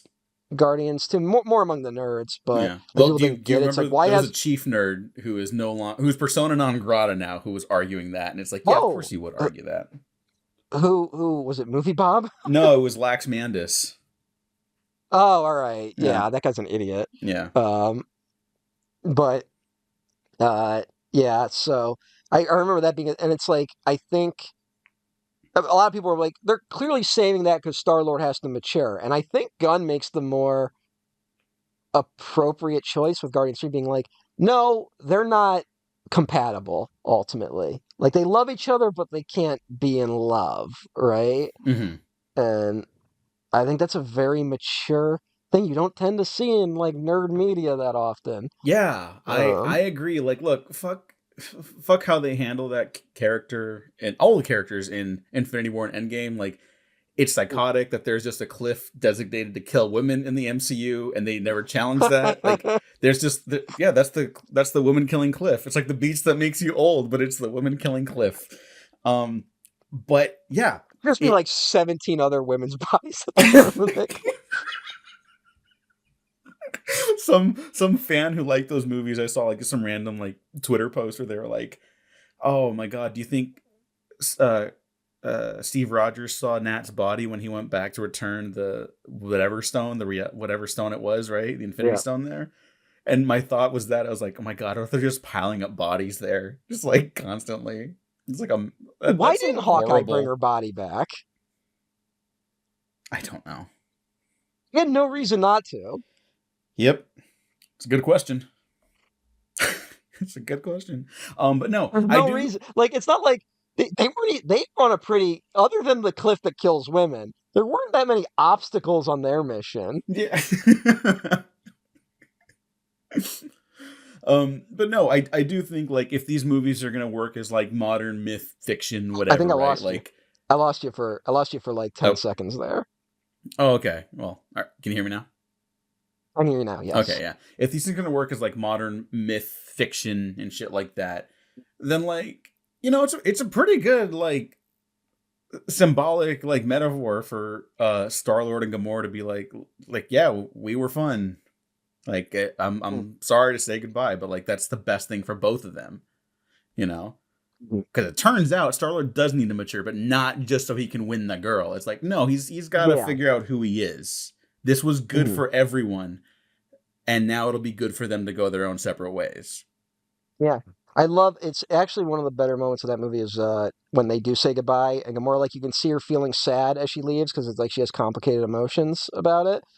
And then the moment she gets back with her new gang, she's like happy. Yeah. Right? It's such a good moment. Yeah. Like, Obviously, that stuff I love works. the ending to that movie with all my heart. So Yeah. Yeah. and Rocket and Nebula get to be happy. They're never Yeah, happy like, before that. It's a big deal to me. I don't know how Rocket is happy, frankly. Well, he's finally he's gonna lead the Guardians. He's gonna lead the family. Now he gets to look over people. I wouldn't get over those things. I don't think he's getting over it. I think it's gonna be with him forever. It's gonna be part of the things that define him still, but so can his joy, My arc would be I'm going to be on vacation for a little bit. No, he just goes with Star-Lord home. He's like, wait, what are you doing here? He's like, oh no, I need a little break too. He's like, well, I'm not going back. He's like, no, I'll take the ship back. I'll take the ship back. I need a fucking breather, man. I can't watch another fucking person die.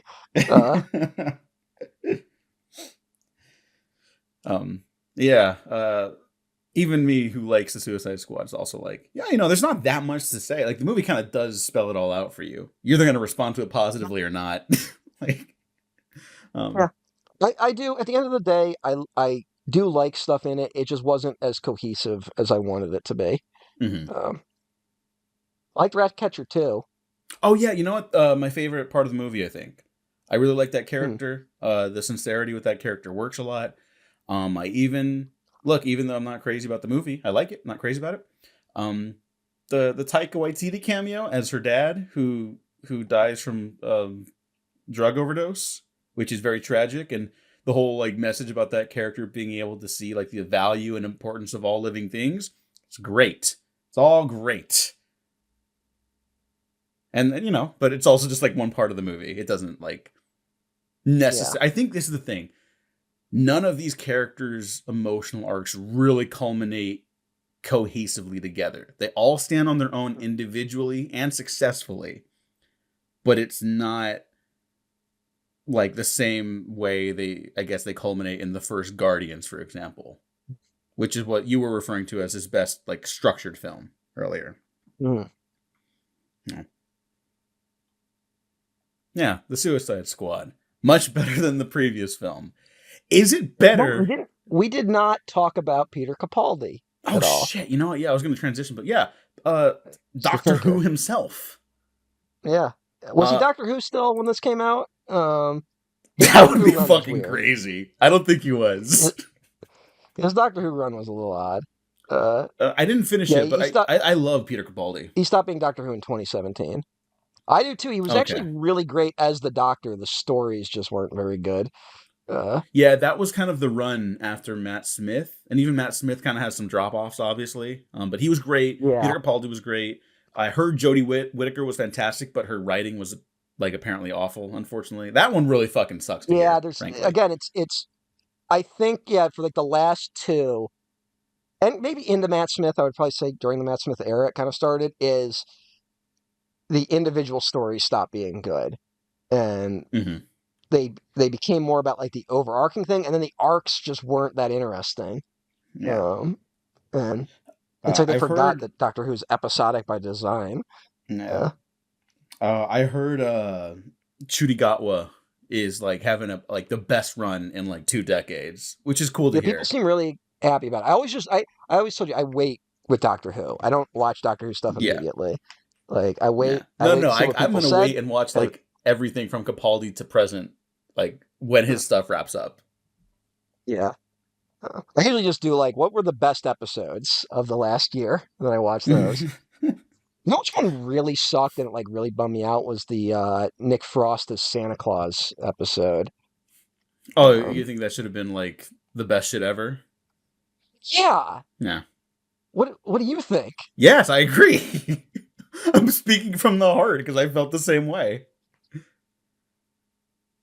That's like an Alien parody too. Mm-hmm. What a mess. Yeah. Oh, Peter Capaldi is out of all the characters, does he die like the most horribly? Like he gets splattered against a window. Yeah, he gets like ripped in half and splattered.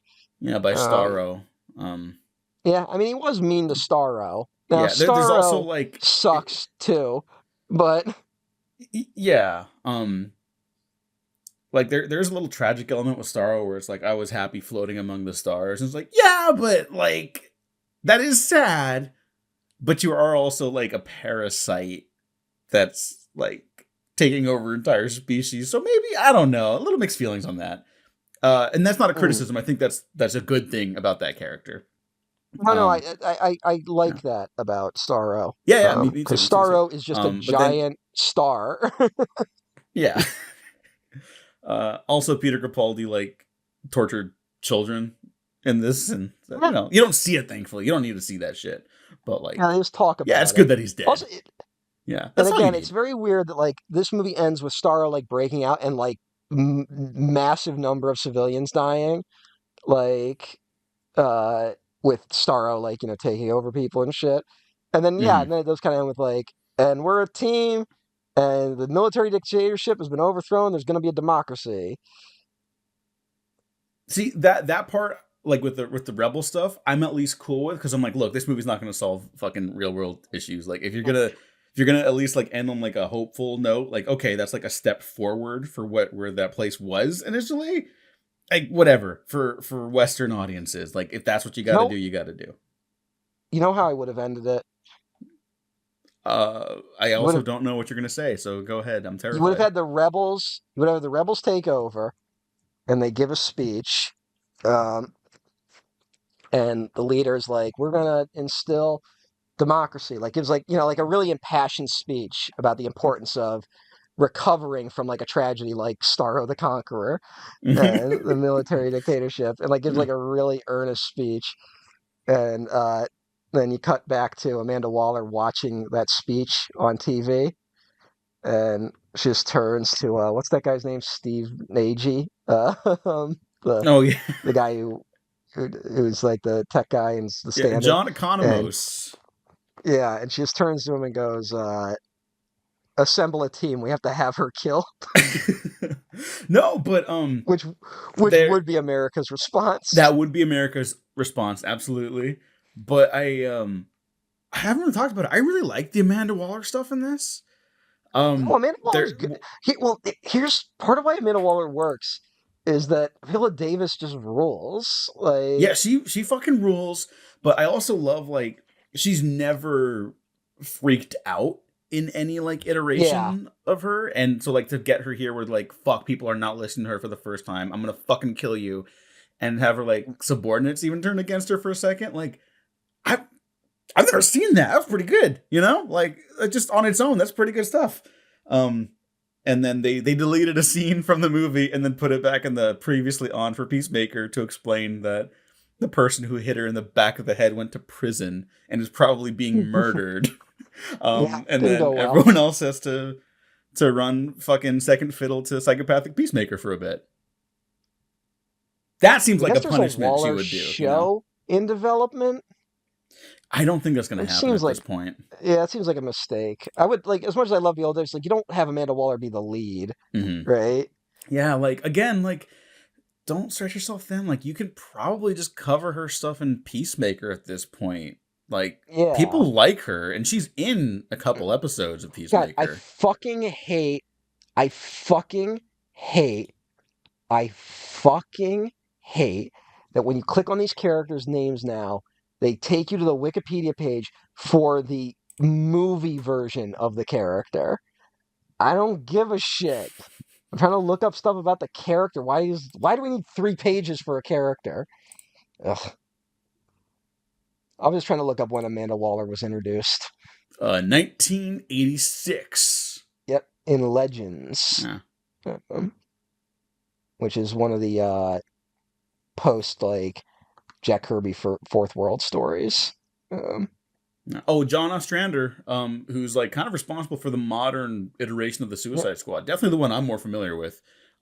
Gets a nice little cameo, you know, in the Suicide Squad as yep, the doctor planting the bomb in the side of Michael Rooker's skull. yep. It's pretty cool to see him in it. Yeah, no, good for him. And The DC movies actually pay their creators. well, that's that sad thing where didn't like what's his name? Greg Rucka had a cameo in Winter Soldier, and he's like made more money from that than for creating the character Winter Soldier. Mm-hmm. So, thanks, idiots. Yeah, fucking ridiculous. Yeah. Uh, I was just thinking about Amanda Waller because Amanda Waller is like a really good character from yeah, the DC universe. yeah, Uh, and I and think it's hackneyed when people try to make her Nick Fury, and it's like no, yeah, Nick yeah, Fury, no, she's like he doesn't like at least in the movie versions, generally he believes in these people in heroism. Amanda Waller doesn't. She believes in uh survival and yeah. economics. So She's like that's just what is kind of fun about DC universe is that it's full of villains who are just like the need for the greater good, right? Like that they are willing to sacrifice something for their idea of what the greater good is, right? mhm. And that's why the heroes are like, no, we don't do it for the greater good. Like you don't do that. That's not how it works. Mhm. And Yeah, there's part of lines the the fun. heroes won't cross. It's always Yeah. interesting. But like Amanda Waller is really called the Wall. Like she represents something about America, is all I'm saying. Mm-hmm. Mm-hmm. Wasn't she like Lex Luthor's defense secretary or something? When she was first introduced. Oh no, when Lex Luthor was elected president in the year 2000, which is something that did happen in the comics, uh, she was Secretary of Meta-Human Affairs under President Lex Luthor. So that's like decades after her introduction, but she was named to public office. Oh, just like Condoleezza So Rice. hey, I mean, it's kind of what DC was riffing on at the time was the Mm-hmm. Bush administration. So and it's kind of funny though. One of the bad things about the Man of Steel comic reboot in the 80s, in my opinion, is that they turned Lex Luthor into like a just like Gordon Gekko type businessman, right? Mm-hmm. And they got rid of like his sort of mad scientist edge, you know? Yeah. Um, I mean, that's and now we just entered an era where our tech oligarchs are just that. Like, yeah. I mean, it makes so much more sense. it's fucked up about the reality of life, unfortunately. But that's what I'm kind of excited about to hear for like the new Lex Luthor and Superman. That they're really going back to like the Silver Age like stuff where he's like a tech genius or whatever, but there's like comparisons to him like being so in tune with technology that he's more like a wizard, like an evil wizard. Mm-hmm. And I'm like, all right, yeah, I could roll with that. Let's see, what do you got? So we'll see how that goes. The Suicide Squad. Yeah, do you like this more than Thunderbolts? Yes. Oh, really? I was not expecting that. Here's my hot take though. I like Thunderbolts more than I like Guardians 3. How crazy is it to think of all the monumental fights that happened exactly here where you're standing? I mean, the place wasn't cheap, but it's got good optics. Oh, I didn't know you dislike Guardians 3 more than Suicide Squad. This is all news to me. Yeah, I don't know. My opinions are all over the place. I might change these. I don't know. Okay. I'm just like going off the top of my head. Yeah, I just figured I'd ask. Because like, well, here's the thing. I gave Suicide Squad 3.5 stars, right? Mm-hmm. On Letterboxd. Let me see what I gave Guardians to. I might have given Guardians 3 the same thing. I feel like that was a 3-star movie. Nope. You know what? These are I didn't remember either of these. I gave Guardians 2 stars. Guardians 3 Whoa. 2 stars. And then I never logged it, but I told you this. But I said like I was hovering around 2.5 for Thunderbolts. Mm-hmm. So that's how I feel. Yeah. Yeah.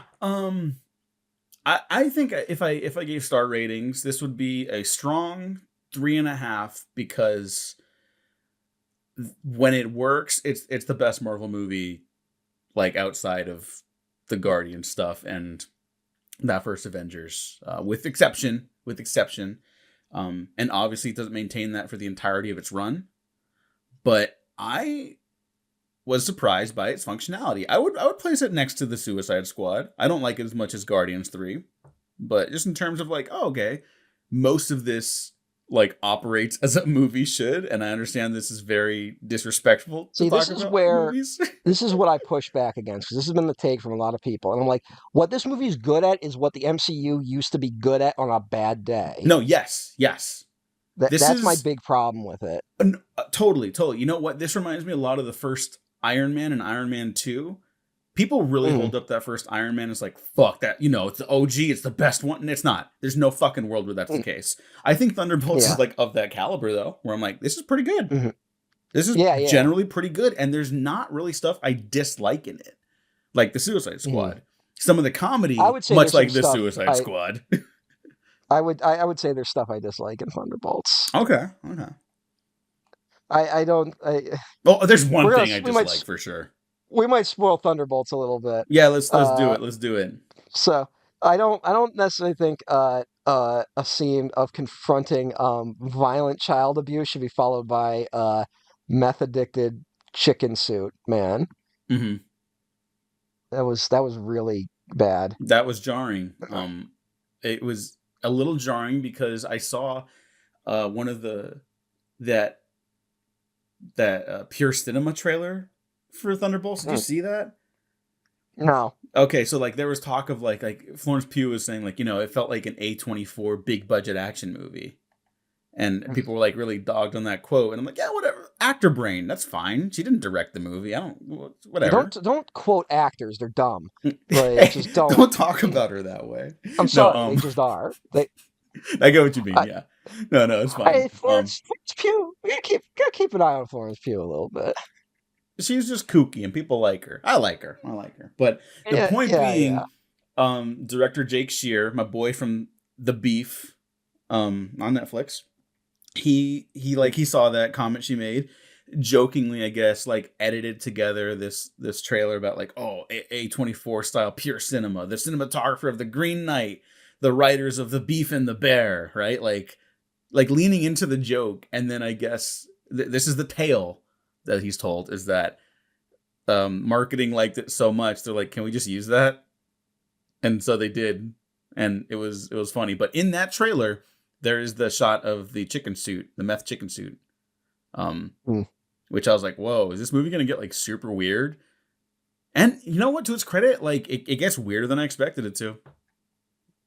I would say the stuff.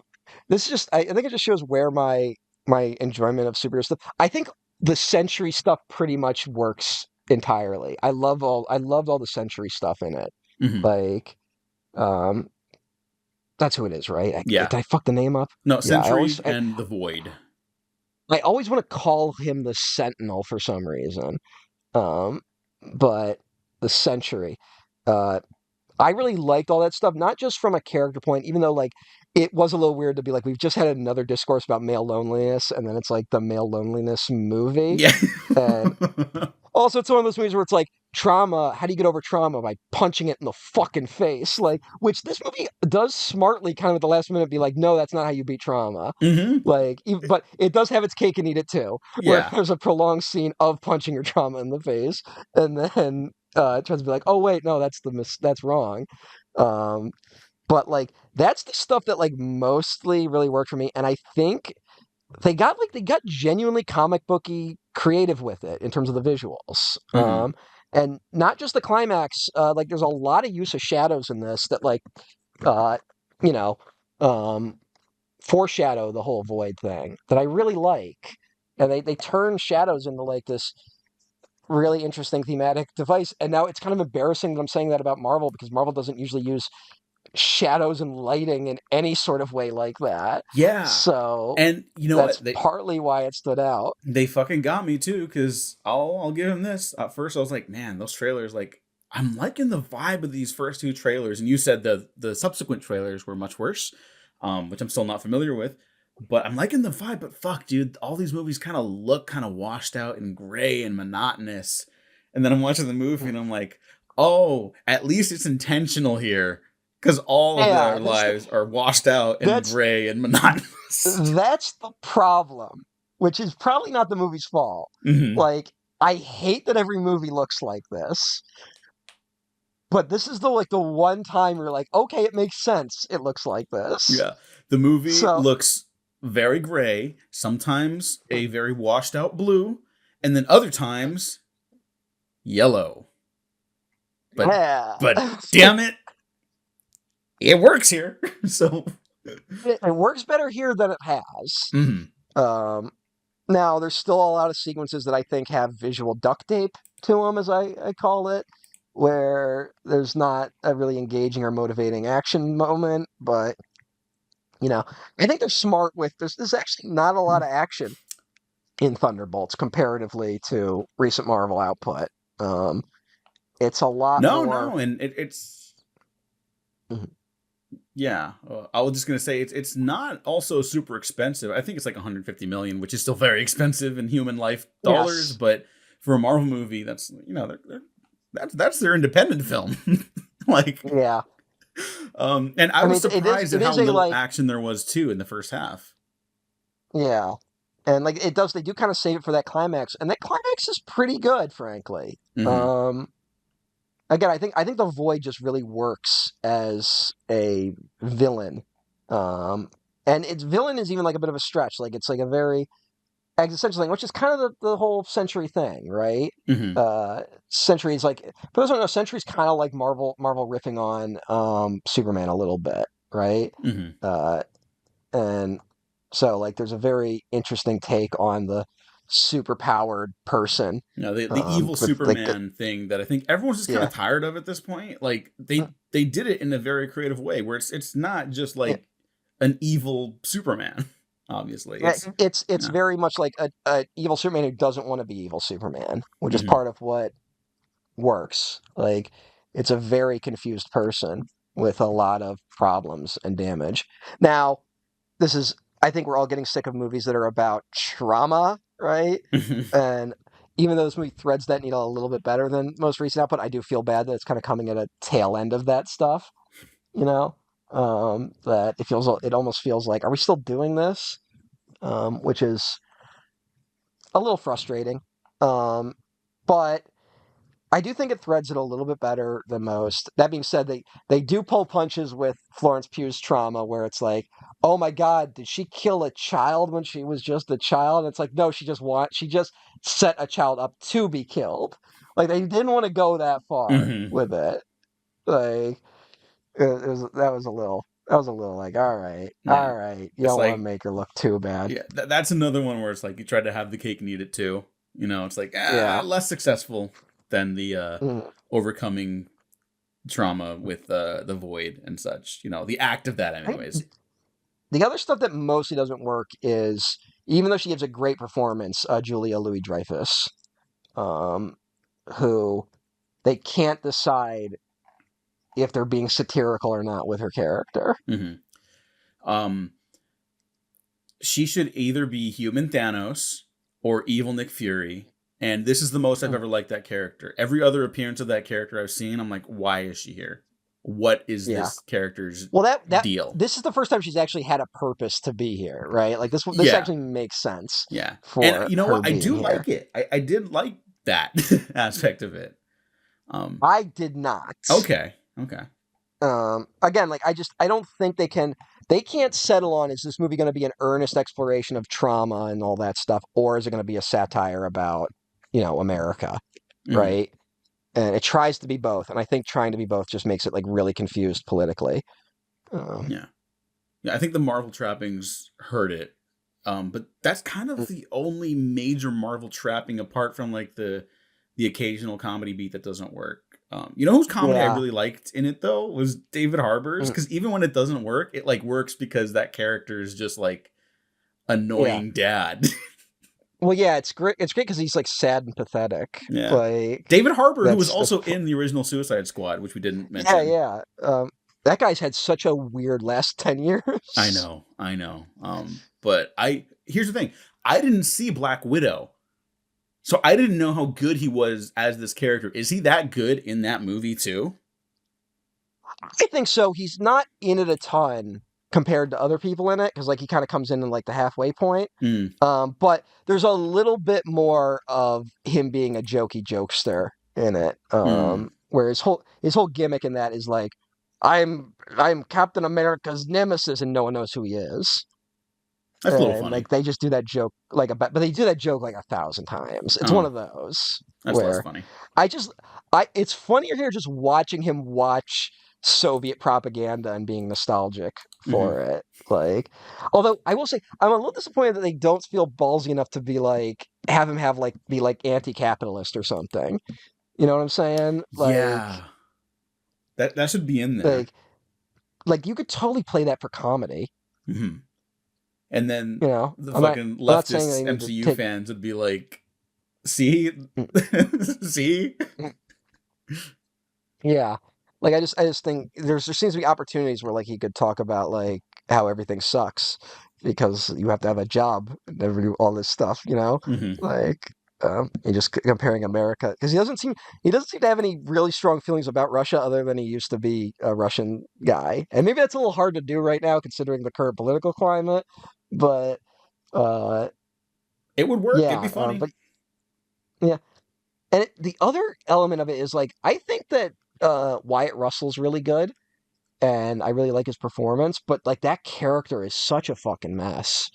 And that's one where the whole arc of him, like his trauma is that he did a bad thing and faced consequences. Like, here's the thing. I'm okay with that because he thinks it's his trauma. Reality says otherwise. That is like, dude, no, you're just a fucking asshole. And I didn't finish Falcon and Winter Soldier, right? So I didn't see the full episodes, but I know he kills a guy on live television with Captain America's shield.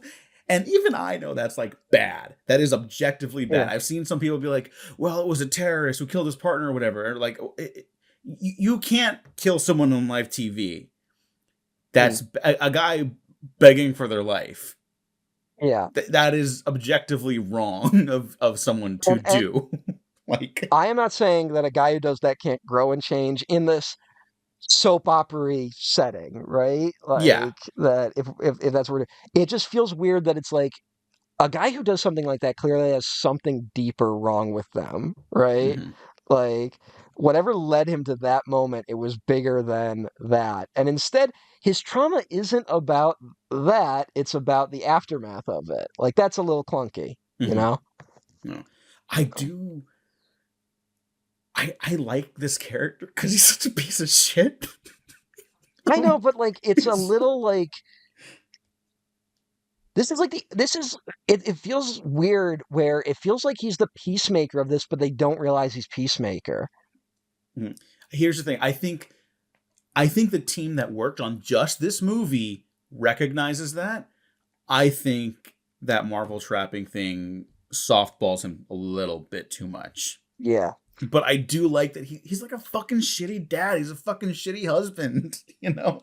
Like, yeah, no, but I'm just saying that like whatever led him to be that way, it was bigger than what, like you got to go deeper with that guy is all I'm saying. I can understand Which that. is something Peacemaker does. Peacemaker does do that with that character. Like a lot of what I've seen so far is the slow like peeling away of why he's as fucked up as he is. Yeah. Did you get to the episode where after he can't put the dove of peace on his weapon and no?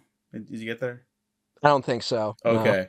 No. Well, he has a pretty big revelatory moment with one of his coworkers, and he's like, I don't want to do this anymore. Like I feel bad about killing people. And it's affecting him deeply. So it's saying you have to go there with the character. Like I just think you need to get a little deeper with him. Right? Yeah, no, I would agree. I'm not saying I'm requesting just Peacemaker here, but yeah, something similar would be nice, or something in the vein of that rather. Here's something I found a little bit frustrating about when they go into the void, right? At the end. Which it turns into they have to basically fight their way out of Bob's trauma, right? That they got to like run through all his trauma rooms to get out of there.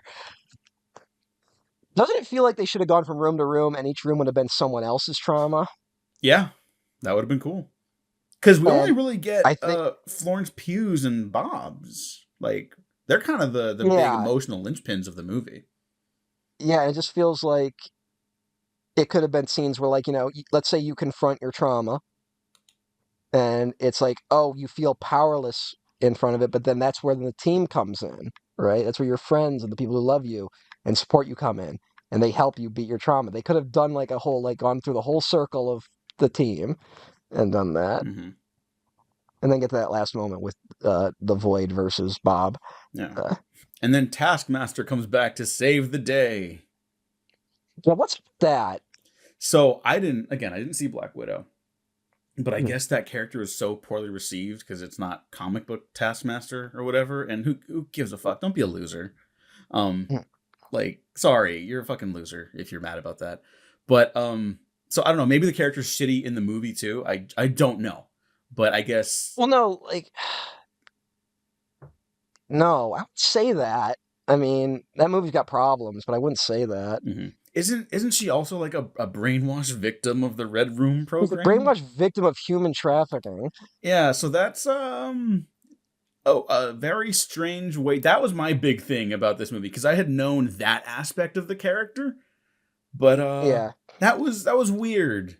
That's the character that dies then and doesn't get the level of introspection that Bob does, perhaps, even though that's certainly worthy of a little, probing character-wise. Or Wyatt Russell, frankly. Like, it's that was kind of weird. Like, it was one of those where, like, it was so weird I kept waiting for Taskmaster to come back, honestly. Like, it was so jarring. But yeah, I don't know what the deal was there. I'm pretty sure. I mean, because Marvel always fucking does this with, like, remember Thor's friends? Like, people didn't really like his last movie, so they all die at the beginning of Ragnarok. It's like it's the same shit, and it's always cheap, and it's my least favorite part of that movie. Like, I don't have some fucking commitment to this.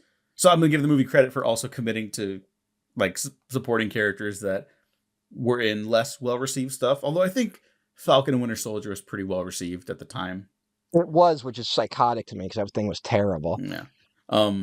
But like I think that was Ghost, the last thing yeah, like besides Loki that I watched in the show area.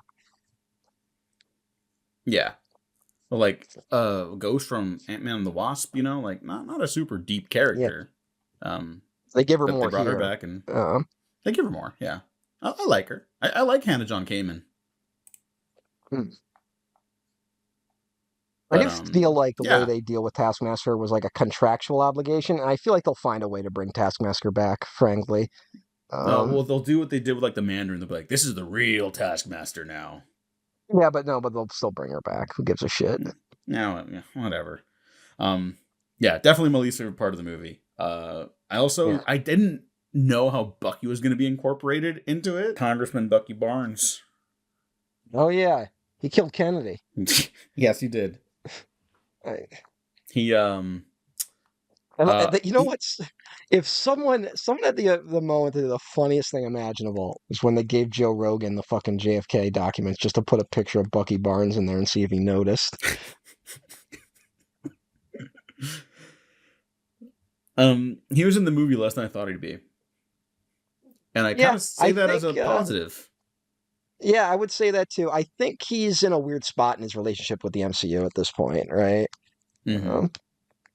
I think there was a moment where he wasn't even going to be in the movie. Like this had a weird road to release. Yeah. So because he wasn't initially in Captain America 4, and then he gets like a cameo scene because people are like, "Hey, it's kind of weird that these characters, Sam Wilson and Bucky, are like tight now, and they're just not in the same stuff anymore for some reason, even though they had a show together. What the fuck?" Yeah, I don't know, but I like him a lot in this, and I like that they give him Terminator 2 style action beats. Mm-hmm. Like genuinely, I'm not being facetious. The action's pretty solid in this, and I don't know. It was just pleasant to like enjoy this mostly all the way through without like real heavy hangups. You know, like they're there, but I'm not like upset. There's nothing here I could object to massively. I just think that we've all lowered our standards a little bit, and if we're gonna keep doing these MCU things, we got to raise them a little bit, right? I'd agree with that. Yeah. I can't just be happy that they finally did a coherent film again. Yeah, no. I'm not like, I'm not gonna. I think people are really championing this one as like, whoa, maybe they are back, and it's like, no, they're not. Like, calm down. Yeah. That's gonna fucking What's bite next you on in the the docket? ass so Fantastic hard Four. next year. Like Don't that's gonna do be that. bad. No, it's gonna bite them in the ass in like 3 months when Fantastic Four comes out. Yeah, I forgot. That's not a good sign. Whoops. Which already looks like it's gonna have some like multiverse shit going on with it. Yeah. Oh yeah, because the post-credit scene in this is shot by the Russos, and you could tell. Oh my god, you can! I didn't know that. Yeah. There's a major drop in quality. I just thought that was like the normal post-credit thing. Like the post-credits just suck. Wow. Yeah, they started shooting like 2 weeks ago, and so they're like, let's churn this out really fast, add it to the end of the movie. Wow. So, well, here again, not to be like, oh, I'm invested in the universe of Marvel again or anything like that. I want to make that clear. I will say the universe of Marvel because, yeah, or the franchise, but because like there's been no forward trajectory for any of these characters or stories that have come out in the last 5 years, this movie ends on a pretty good one. You know, I know it's not going to go anywhere interesting, and it's just going to be like downplayed and basically rewritten the next time these characters appear. But like, being revealed as the new Avengers as like a political stunt to save their own asses, like, that's not a bad idea. You know? Yeah, nah, not for me. No, you didn't like that? No, because it's dumb. I just don't think a lot of that worked. I just didn't think the Julia Louis-Dreyfus stuff really worked. Like, it's a little more complicated than that, obviously, but yeah, I think. God, I'm just looking at the cast list for Doomsday. What the fuck is this movie gonna be? I doubt it's going to be good, but No, yeah. Well, because now they've also established that, like, there's 2 Avengers teams, one Sam Wilson's, who we don't know who's on it yet. There's these guys. Then you're going to have the Fox X-Men come back, but not Logan and Deadpool. And then you're going to have the Fantastic Four meet with them too. That's 4 teams of people that haven't met each other. yeah. Also, 2 of them already belong to teams. Yeah. So what, Like, what? I don't know. That movie's gonna be a disaster, I think, and I'm very excited to see the fallout of it. I got to be honest. I don't know. I like this one though. A thumbs up. A thumbs up. Effective when it needed to be. I guess what I'm saying. I guess that's another thing. That's it. That tempers my enjoyment of it is being like, I would love to see these characters again, and I know that like the next thing down the pipe is fucking Avengers Doomsday, and I don't even know if they're in it that much. Like, yeah, we don't like. We could say like, oh, clearly they're going to be the leads of that, but we don't know that. That's probably not the case. Yeah, they haven't. They certainly haven't said that. No, I don't think they know. I mean, I've seen. Here's how I know this movie worked for the fan base. Maybe like it's not doing super hot at the box office. I'm really sorry to talk about box office so much today, but it's important. But like I can tell it worked with the fans because I'm seeing fans theorize. That's all. I'm just. Yeah, but I'm just saying we're a show that talks about this is the failed blockbusters. Part of it is talking about why they failed at the box office. So. No, I mean. Makes sense one could be you're not wrong to. Yeah, it could be a failure by the end of its run, like box office wise. Critically, it's a massive hit. But like Captain America 4, that was a bomb. That didn't make money. Yeah. Did it totally bomb or just did it like underperform? I don't pay attention enough. I would consider it a bomb. I think it like because the alleged budget is not allegedly accurate. It might be exponentially higher than that. And so it made like 400 million, 450, which is not like what you want your Captain America movie to do nowadays. But yeah, it's just a shame. I like Anthony Mackie, Yeah, but it feels a little weird. They're kind of shitting on him in this movie. Yeah, that did feel weird. Like it could have just been a joke, like which would have been good natured if that movie had done better. Oh well, you just said it was how recent was that shot? You just said it was shot fairly recently. Fuck that! Oh my god, that's right. Yeah, like 2 weeks ago. So I can't give him that credit. That's weird. Yeah, I was going to say because I was like this. It makes more sense if you assumed Brave New World was going to be a hit, right? Like, if you're like, okay, they wrote this when they thought Brave New World was going to be this bigger thing than it ended up being, so you can kind of dunk on them because it's like, oh well, it's all fine, and then like if that movie bombs, that's why it looks bad. But to do that afterwards is a little strange. Yeah, and you know what? The fucking Russos always do that with their fucking crossover movies. Every time they pick up a thread from a previous movie, they like. They do a joke and then they basically just do it again, but with their own material. And I don't know why. Is it just like insecurity? Do they just not have their own ideas? Like, what is going on there? I mean, they clearly don't have their own ideas. I don't know. I think they're just. But like, yeah, I think it's just they just do what they're like. Well, we know this works, so let's do it. I don't think it goes much deeper than that. Yeah, I don't know. Just keep producing original shit for other people. They're clearly good at that. They're clearly good at greenlighting other people's ideas. Like genuinely, just keep doing that. Because this directing thing ain't working out for you. Well, no, it's not. No. But let's see how Doomsday goes. Yeah.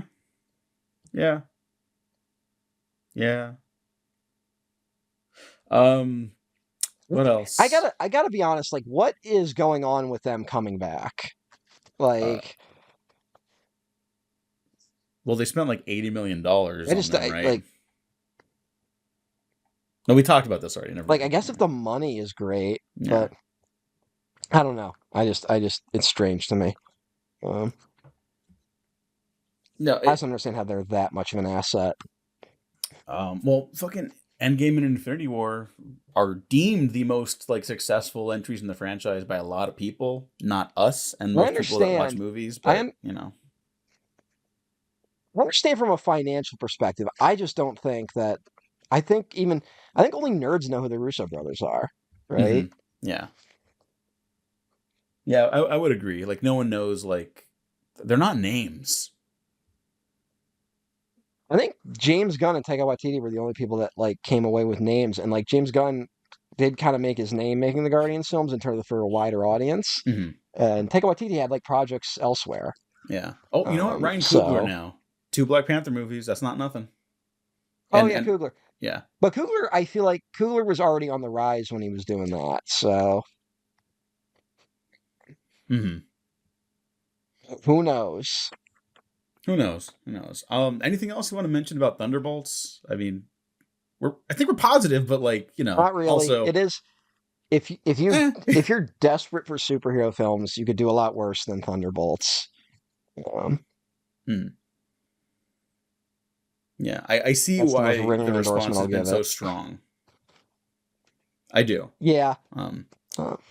And I do think we have to reckon but with what is good in these movies, right? Like we do have to kind of reckon with that, because we can't just throw it all out because it's an excuse to be curious about these things. But yeah, at the same time, I don't think we should ignore these trappings. And but also, like yeah, I I think would we're in a agree. weird. I think we're all in a weird bind when it comes to criticizing these movies because we we're all like, how do we? I think it all comes across like, how do we fix it? And then but then when we step back and go like, do we even want something like the MCU to work? Which I don't think we have a definitive answer to, right? Like, I don't know how it would feel if the MCU was existing alongside a much healthier and more diverse film industry, right? Like, if the MCU was happening, but also Right. like 70s cinema was happening, would I be like, okay, fine, like let's make the MCU work, it's fine. But the fact that like these sorts of shared universes, tentpole movies have just become these like vampires that suck everything up, it makes it difficult to talk about these things with genuine critical perspective. So I don't have an answer, but Yeah. If they cost 50 to $100 million, genuinely, right? And they had the same like output, TV shows and movies, right? I think it's a different story. And I don't think it's as like annoying as a discussion, frankly. yeah, I think it's part of it, but I also do think part of it is just that the culture surrounding it, like in terms of just like where we're at as a culture right now. That when Avengers came out, there was we were already on the downswing in terms of blockbusters, but it was still a lot better than it is right now.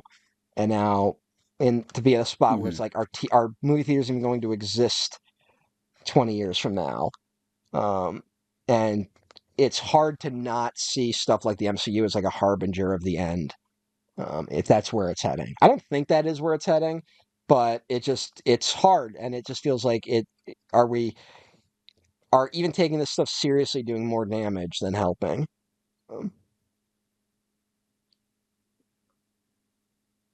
Yeah. Oh, that's a good question. One we frankly It's stuff don't I have just time don't to have an answer answer for to. today. Yeah. Yeah. But it's important to keep thinking about as we move forward, genuinely. So just think about these things a little bit as we're watching them, because it could be fun, but like let's keep our eye on the balls a little bit. Let's keep these conversations going. But Matt, I think that wraps up our multi-movie discussion today. Right? We only covered hit 4 hours almost.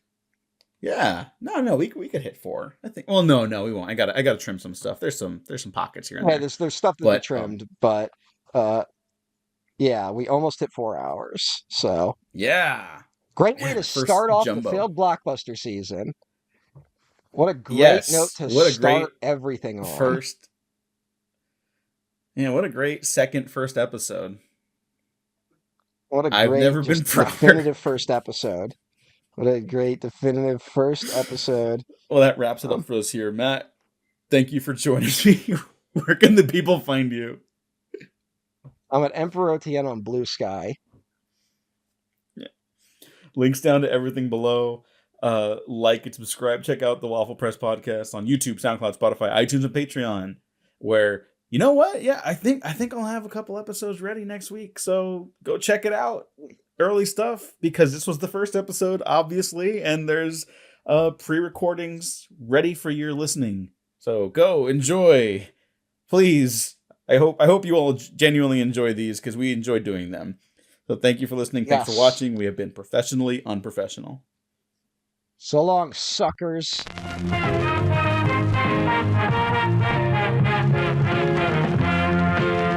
I'm a fool to do your dirty work.